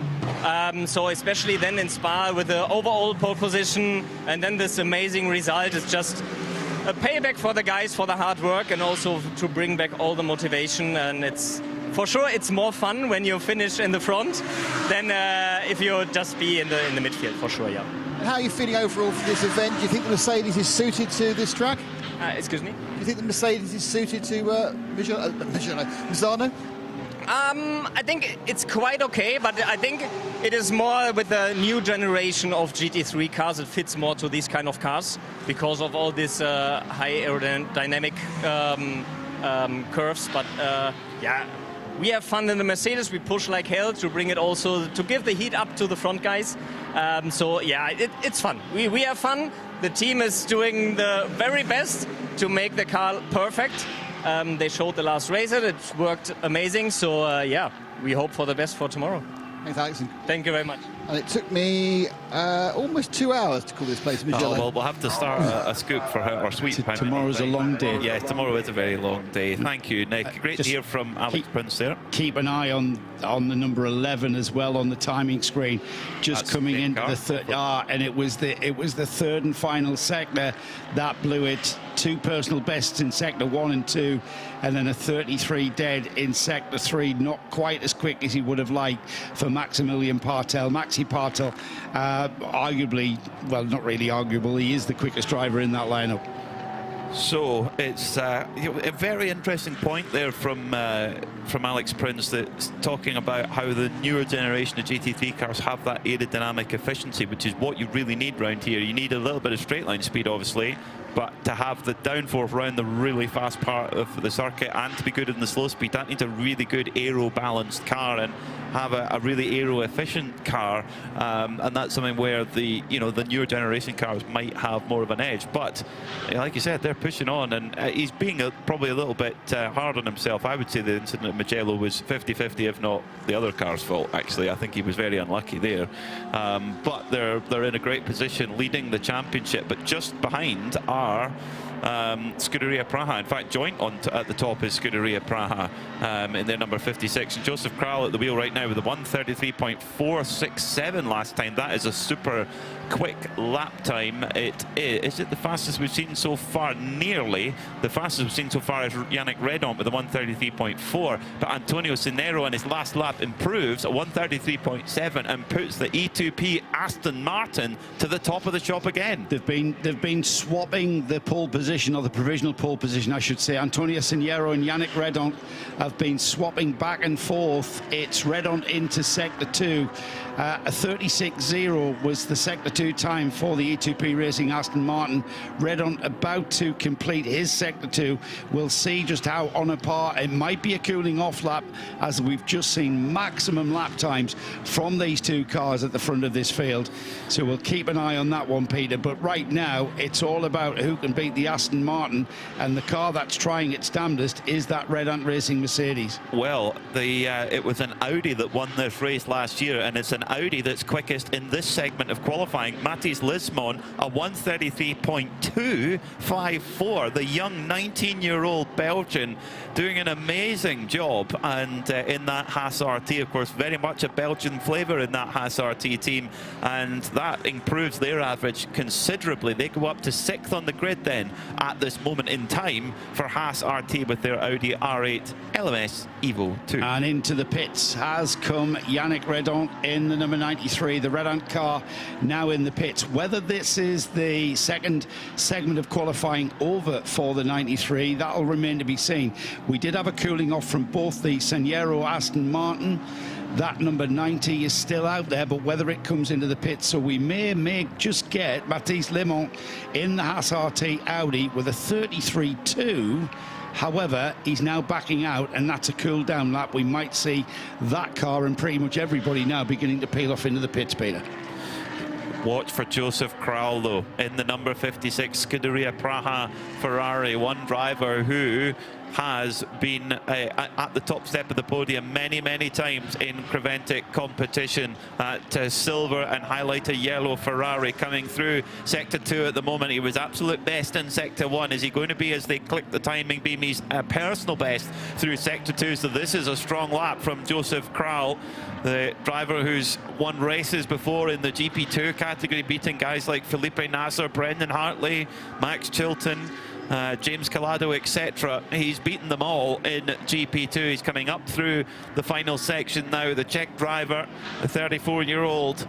And is this going to be a time, the fastest of the session at the moment? It's another Audi of Vasily Vladikin with a 133.191. But can Joseph Kral improve on that? Yes, he can. 133 flat. 133.014 puts Scuderia Praha Ferrari up to 4th on the grid. And that's the quickest time I think we've seen all day, isn't it, in this GT3 session? A 33.014. Joseph Kral, he has not lost any of that talent that we saw such promise from the young Czech driver in GP2. We thought we might see a Czech driver in Formula 1 at the time, but alas, he went off on a different tangent. But he's found a place with Scuderia Praha, and he's been a big part of that team, mentoring and driver coaching their customer drivers in whatever sports car, and of course Ferrari Challenge across Europe. They've been a big part of that since we last saw them in the 24H series. Made a few guest appearances, didn't they, last year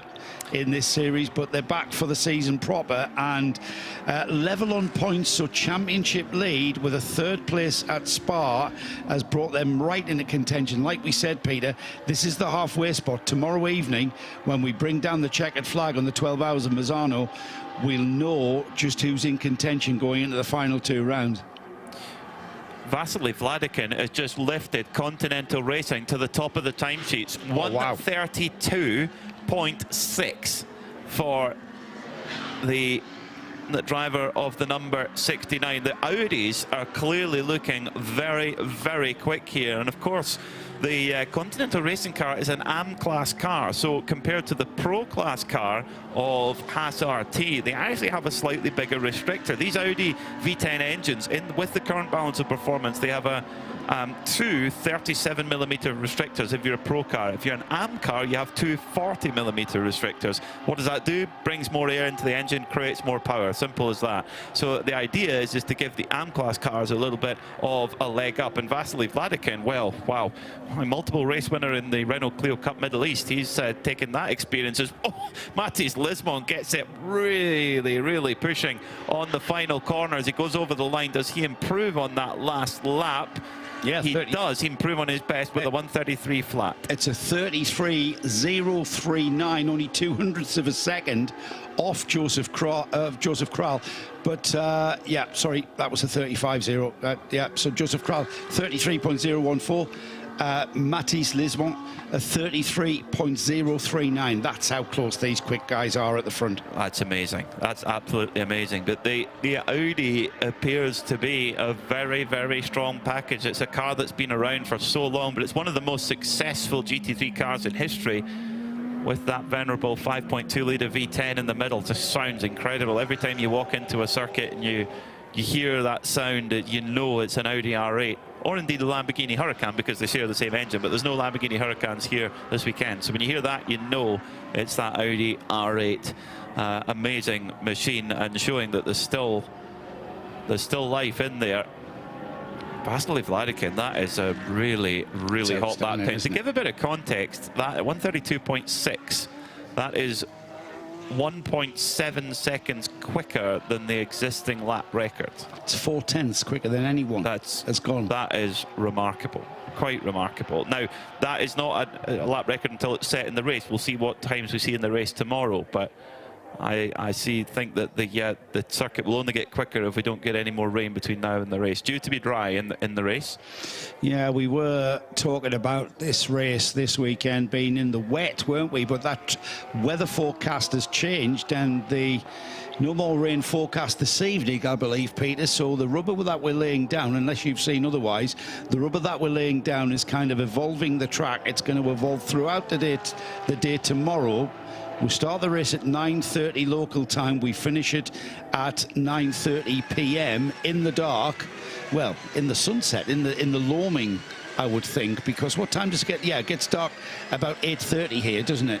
I'll check that out, but we are going to be in the dark when we get to the finish. Yeah, but it's going. So we're going to have a change in track throughout of tomorrow that the teams are going to have to react to with regards to how their tyres perform across a fuel stint, and indeed, do we see double stinting? I think we might even see that as we get to the cooler hours towards the finish. Could do. Manuel Lauk improves and pulls the Proton Huber competition car up to 5th with a 133.5.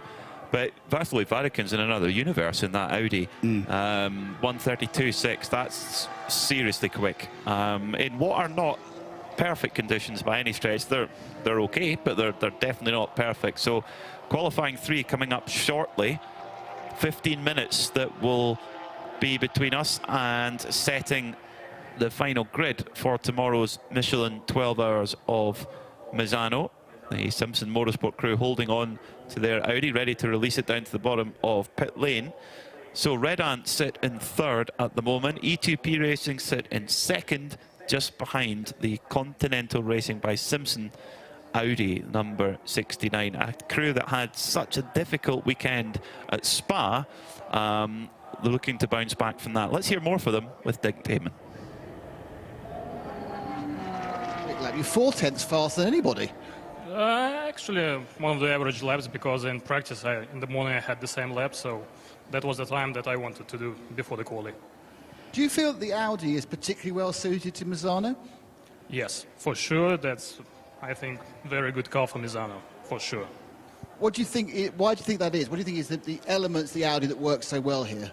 I think because of the base, it's quite short, and handling in Audi is one of the best in GT3 class. And there are so many corners, medium speed corners, so they suit Audi best.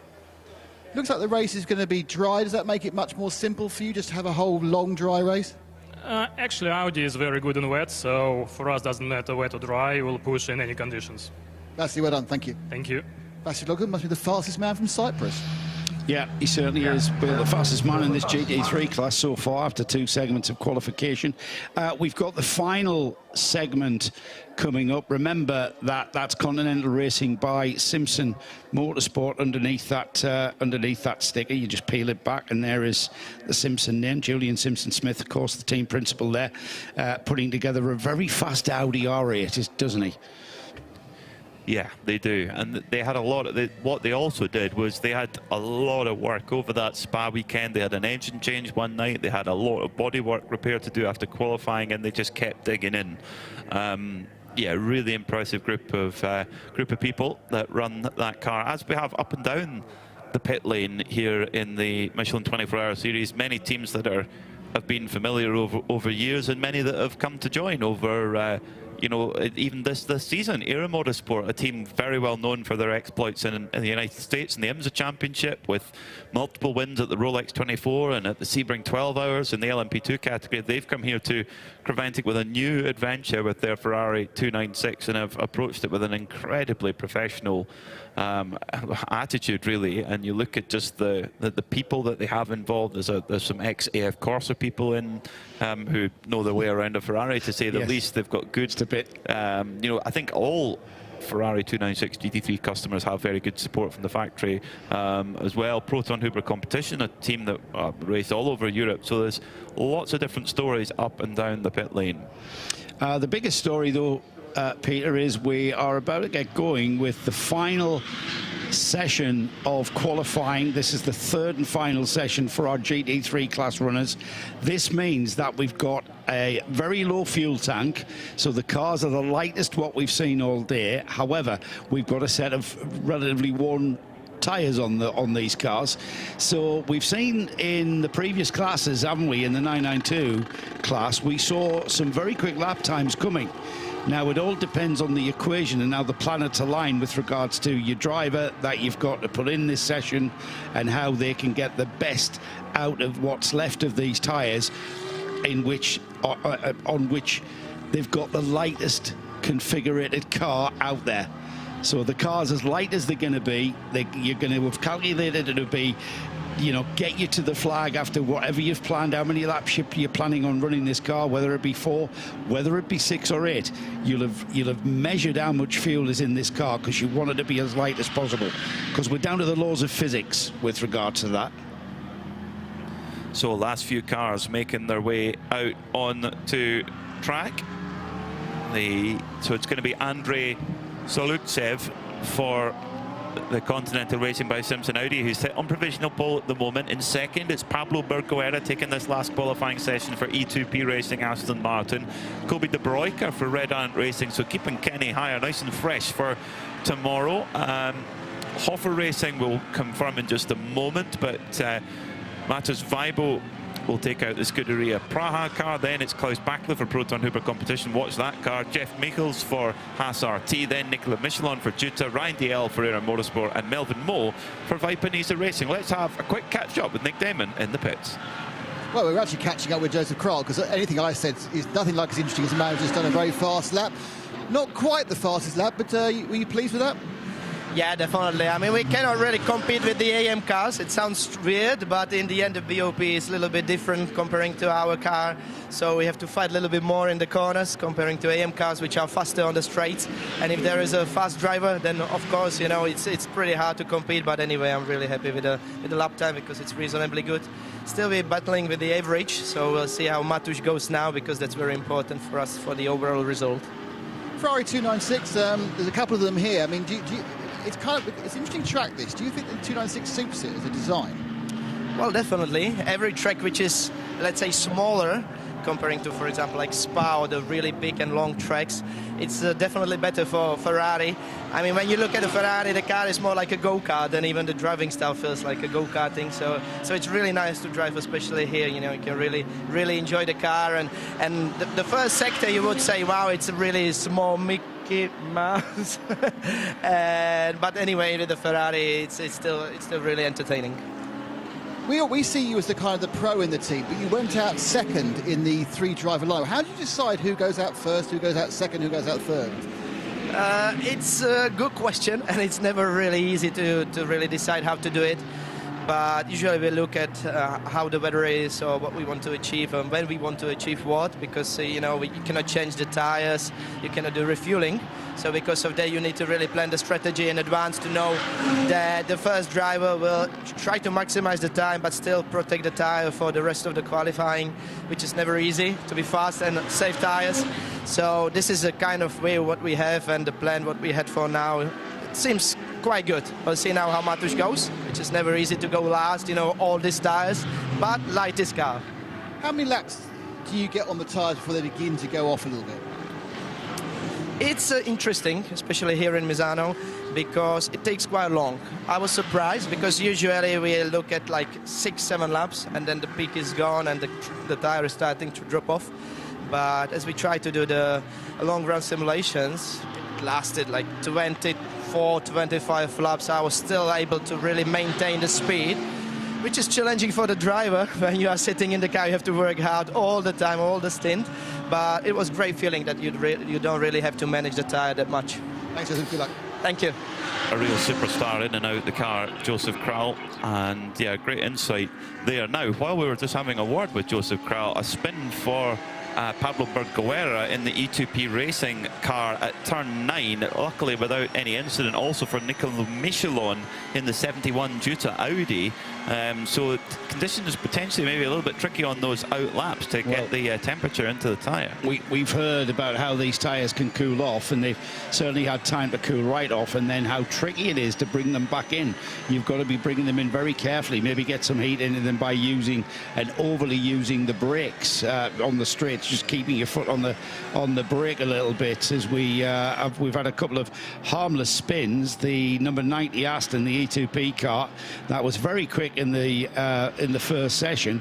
Now that looks like an acceleration zone spin, Peter, where he was coming through the corner and he would have been getting back on the gas and the rear wheels just beginning to spin up, which is still a cold tyre problem because you're not getting the traction. Yeah, and potentially some moisture on the curb too.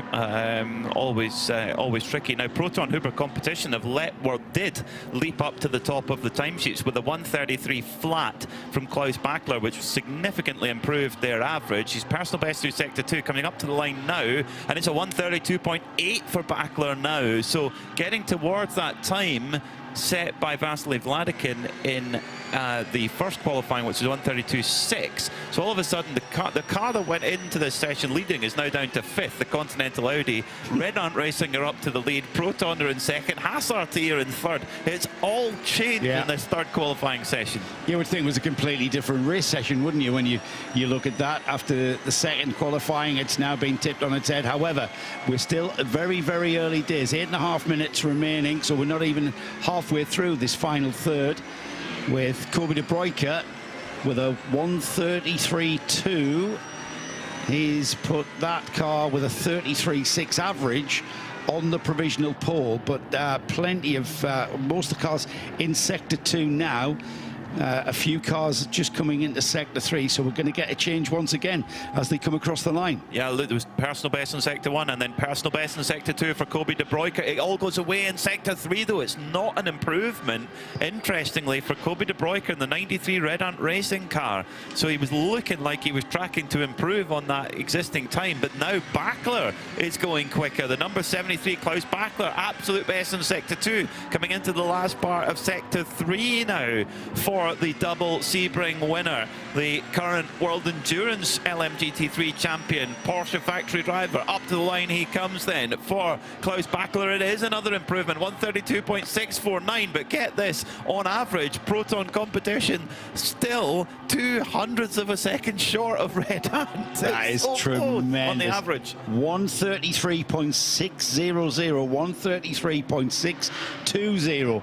That is the difference on average. So that we've got to see Klaus Bachler. We know how good he is. He's already gone through Sector 1 and completed that with a purple sector time.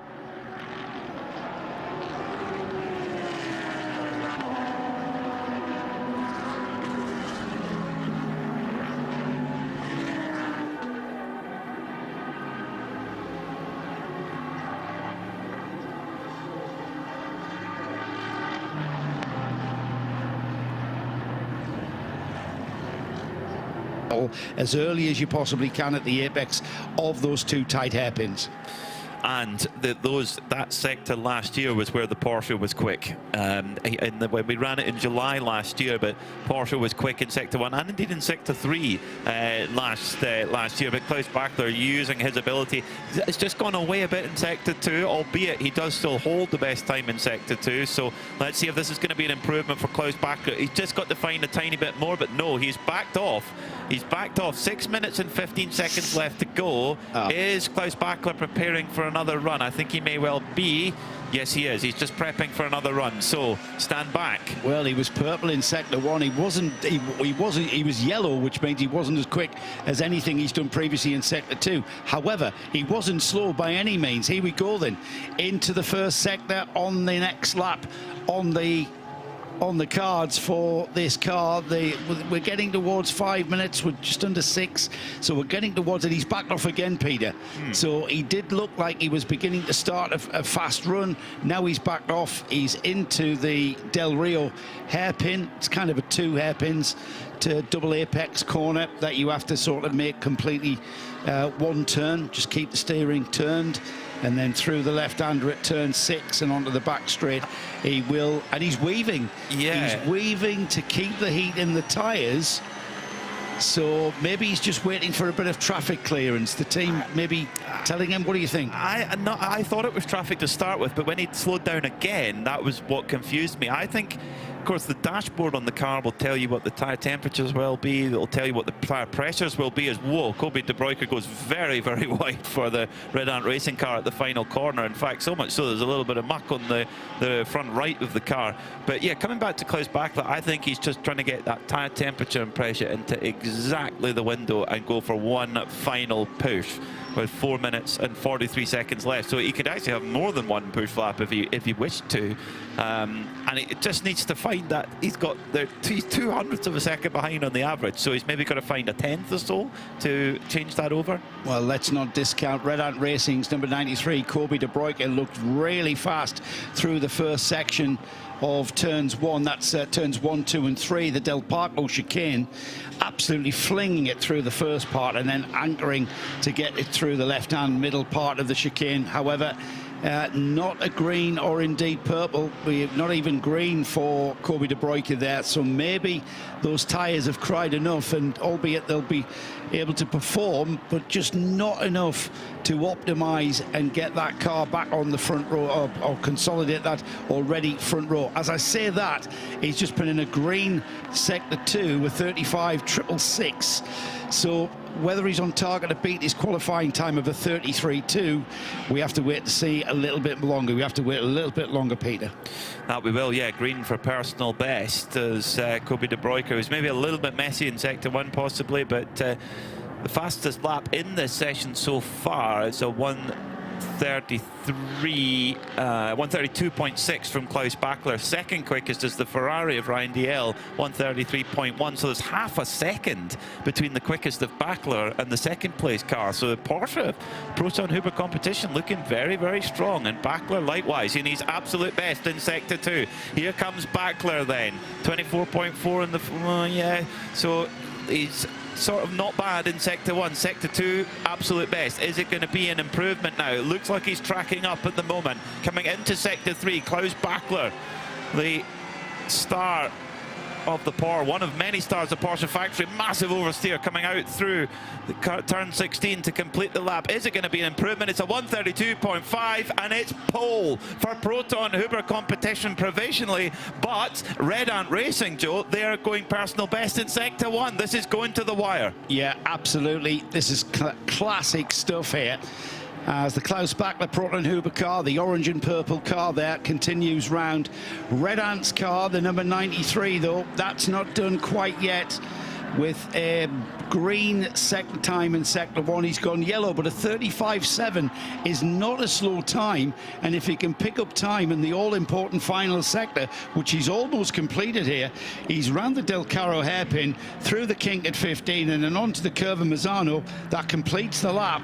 He'll want to optimise the exit on here, not too far off the curb, and he flies across the curb, goes all 4 wheels off the track. That will not count, doesn't matter what the time is, and it was a 33.2 last time by, so a quick time. However, that'll not even count, and it wasn't enough to change that position. He will start alongside the Porsche of Proton Huber competition. But De Bruyker has got 2 more, including this one, if he wants them. So he's going to be pushing, and that's probably why we're noticing that he's going over track limits, is because he's just desperately trying to get that gap. He'll have the team will be on the radio saying we need 14 thousandths of a second on our average. But they disqualify this lap as well, because he's gone over the lap at the last corner. It disqualifies your following lap as well, because you can deliberately go off track limits at the final turn, which will enable you to go quicker over the line and start a lap quicker. So you effectively disqualify yourself for 2 laps. Yeah, very fair point. So he will then have to just prepare for one final push and see if he can knock Proton Huber competition off pole position. And Proton Huber competition, much much like E2P racing, they've had great speed at times. Proton Huber particularly have had really, really strong speed. They were great in mixed conditions at Mugello, but a couple of accidents have really cost them, and they haven't got the results that they wanted. Is Misano where they turn that right? You know, they've got Klaus Bachler in for the full season as Red Ant Pit, so that's it. That's it then. Proton Huber Competitions score their first pole position of the season here in the Michelin 12H Series. Not sure if Klaus Bachler knows this yet, but he's pushing on through Sector 2, through the flat-out Curvone and into turn 12 at would be 250 kilometers an hour, but I think he's got the word now. Good enough, Klaus. Great job. And that is when you've got a factory driver in the car, that's the difference. Yeah. If you can get a factory driver in your car, they are hired by companies like Porsche for a reason. Well, they're kept in a sealed box, aren't they? And they're only let out of the sealed box. I swear they create them and programmed into whatever track you've got them, yes. They are produced within a factory somewhere by Porsche. And Proton Huber already celebrating the pole position. We'll see a Porsche starting the 12 hours of Misano tomorrow morning, 9:30 race start here. We'll be here earlier than that to bring you Nick Damon live from the grid as ever, and it's all congratulations all round then. And it was all down to, it's not just down to Klaus Bachler though, Peter, it was a team effort from the number 73, and congratulations to all of those drivers, Manuel Lauk, Konstantin Dressler, and the driver that didn't take part is Hog Dressov, who didn't take part in the qualifying. He'd be happy though that his car, and he'll get the accolade of starting on the pole. Oh, he'll be delighted. He'll be absolutely delighted where Jörg Dry. So Klaus Bachler gets the applause from the team, and deservedly so. What a star he is. His helmet's the right colours as well. That's right. You got the red and... That's a Norman for tomorrow for me. I see where you're getting there, red and white. Yeah, I'm with you now, but I think it's potentially because of his Austrian roots, but we'll go with it. Yeah, it's an Omen, Sheffield United also played in red and white. Nonetheless, for Klaus Bachler, you know, reigning World Endurance Champion in LMGT3, a double winner at the Sebring 12 Hours, won the Sebring 12 Hours in the GTD Pro category just a few months ago. And that's 3 different manufacturers and 3 different teams who have scored pole position. We had Kessel Ferrari on pole in Mugello. We had the Hofer Mercedes in Spa, and now it's the Proton Huber Porsche of Klaus Bachler. Great job from there, and like you say, it is a team effort. You're absolutely right. Konstantin Dressler putting in a great lap, likewise Manuel Lauk. So it's Porsche on top of the shop then, ahead of the Mercedes AMG of Red Ant Racing, and then the very impressive run from Continental Racing in their Ant class Audi. They will start 3rd tomorrow alongside their fellow Audi, the number 21 Haas RT car. Then it's the 56 Scuderia Praha Ferrari from 5th alongside the 6th place E2P Aston Martin. Jutta Audi will start from 7th alongside the 8th place 81 Era Motorsport Ferrari. Hofer Racing will roll off from 9th alongside their fellow Mercedes AMG of Viper Niza Racing. So let's get a word with our pole sitter, who is with Diana Banks. I'm with Klaus now, who's just chatting to the team, and they're all congratulating each other. How satisfying is it to take your first pole position of the year for the team? Yeah, it's really cool. I mean, my teammates did a great job. The car was really great also now. And it was not an easy session because it cooled down quite a lot. It rained this morning, so the track conditions are a bit different than what we had yesterday. But yeah, we made a good job out of this, and we will start tomorrow from pole position, and thanks to the team. A great effort by all of you guys. Obviously, you know, it's very much a team effort for this. Satisfied with that result today? Absolutely, but you know, it's a very long race. It's just the first step. It's 12 hours tomorrow. The pole position is a nice, you know, icing on the cake, but we have to get the cake tomorrow. What would you think the conditions will be like? Yeah, as you can see, it's raining again, so we were not sure in the beginning with the setup if it was the right direction, but in the end it fits, and that's the most important thing. Well, the team were absolutely delighted, so I'll let you go back and carry on your celebrations, and well done for that pole position for the 12-hour race tomorrow. Fantastic stuff. I mean, Manuel Lauk as well. I mean, 7 times a class winner at the Nürburgring 24. You need to know how to drive in inclement weather if you're going to do that. And more importantly, the Proton Huber team that they've got behind them, that's propping up the driver lineup. You know, we kind of forget that car is very well put together. It's going to be a very competitive situation for these guys and girls going forward over 12 hours. You've got to give the whole team, it's a whole team effort. It's very much a team, all team credit there for pole position, and just soak it up. Just soak it up. They've only got tonight to celebrate being on the top. Whether or not they can maintain that over 12 hours tomorrow, that's what we're going to be back for, and that's what we're looking forward to seeing, isn't it? The biggest smiles on the Adriatic coast there, I think, from Proton Huber competition. Delighted with that. And you're right, Joe. You can order a GT3 car from a factory like Porsche, but you need to be able to know how to run it. You need to set it up, and the mechanics had to make sure everything's just right. If anything's off, you know, you're in trouble. And yeah, like, you're absolutely right. And for the car owner, for Jörg Dreisau, that's, you know, what a joy as well to see his teammates put the car on pole, ready ahead for tomorrow. Many highlights through this qualifying session in GT3. So, started off in ever so slightly better conditions than we had in the 992 session, but it was E2P Racing that got the job done early on in that opening qualifying. Unfortunately, a little spin for the Aero Motorsport Ferrari, which just hampered their progress ever so slightly. Scuderia Praha also getting ready for a good run, which put them eventually third on the grid. Scuderia Praha, of course, locked at the top of the championship with RAFA Racing, so every qualifying position does matter. But in the latter stages of qualifying, E2P were up there in a strong position, but a difficult third session for them, and a spin just put them a little bit further down the order. But the day belongs really to Klaus Bachler. What a special driver he is. So experienced now, a 132.5, the quickest lap time we saw all through any of our qualifying sessions. Be sure to join us tomorrow, 9:30 local time here. We will start the race, but we will have coverage, the warm-up from 9 o'clock, where Nick Damon will be walking the grid and speaking to some of our drivers. But from us all here at the MISANO World Circuit, Marco Simoncelli, it's goodbye.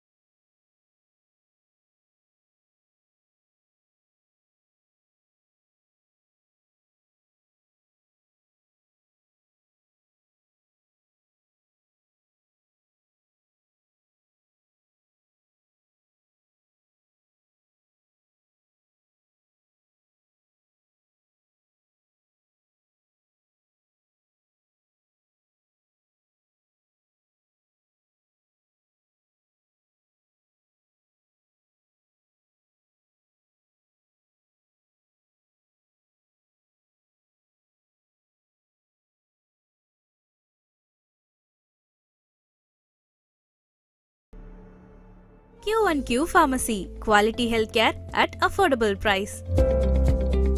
Summer holidays vandachu, நம்ம GT Holidays vandachu. GT Holidays, South India's #1 travel brand. vandachu, the Chennai Silks Mega Combo Sale, Summer Chill Out Sale.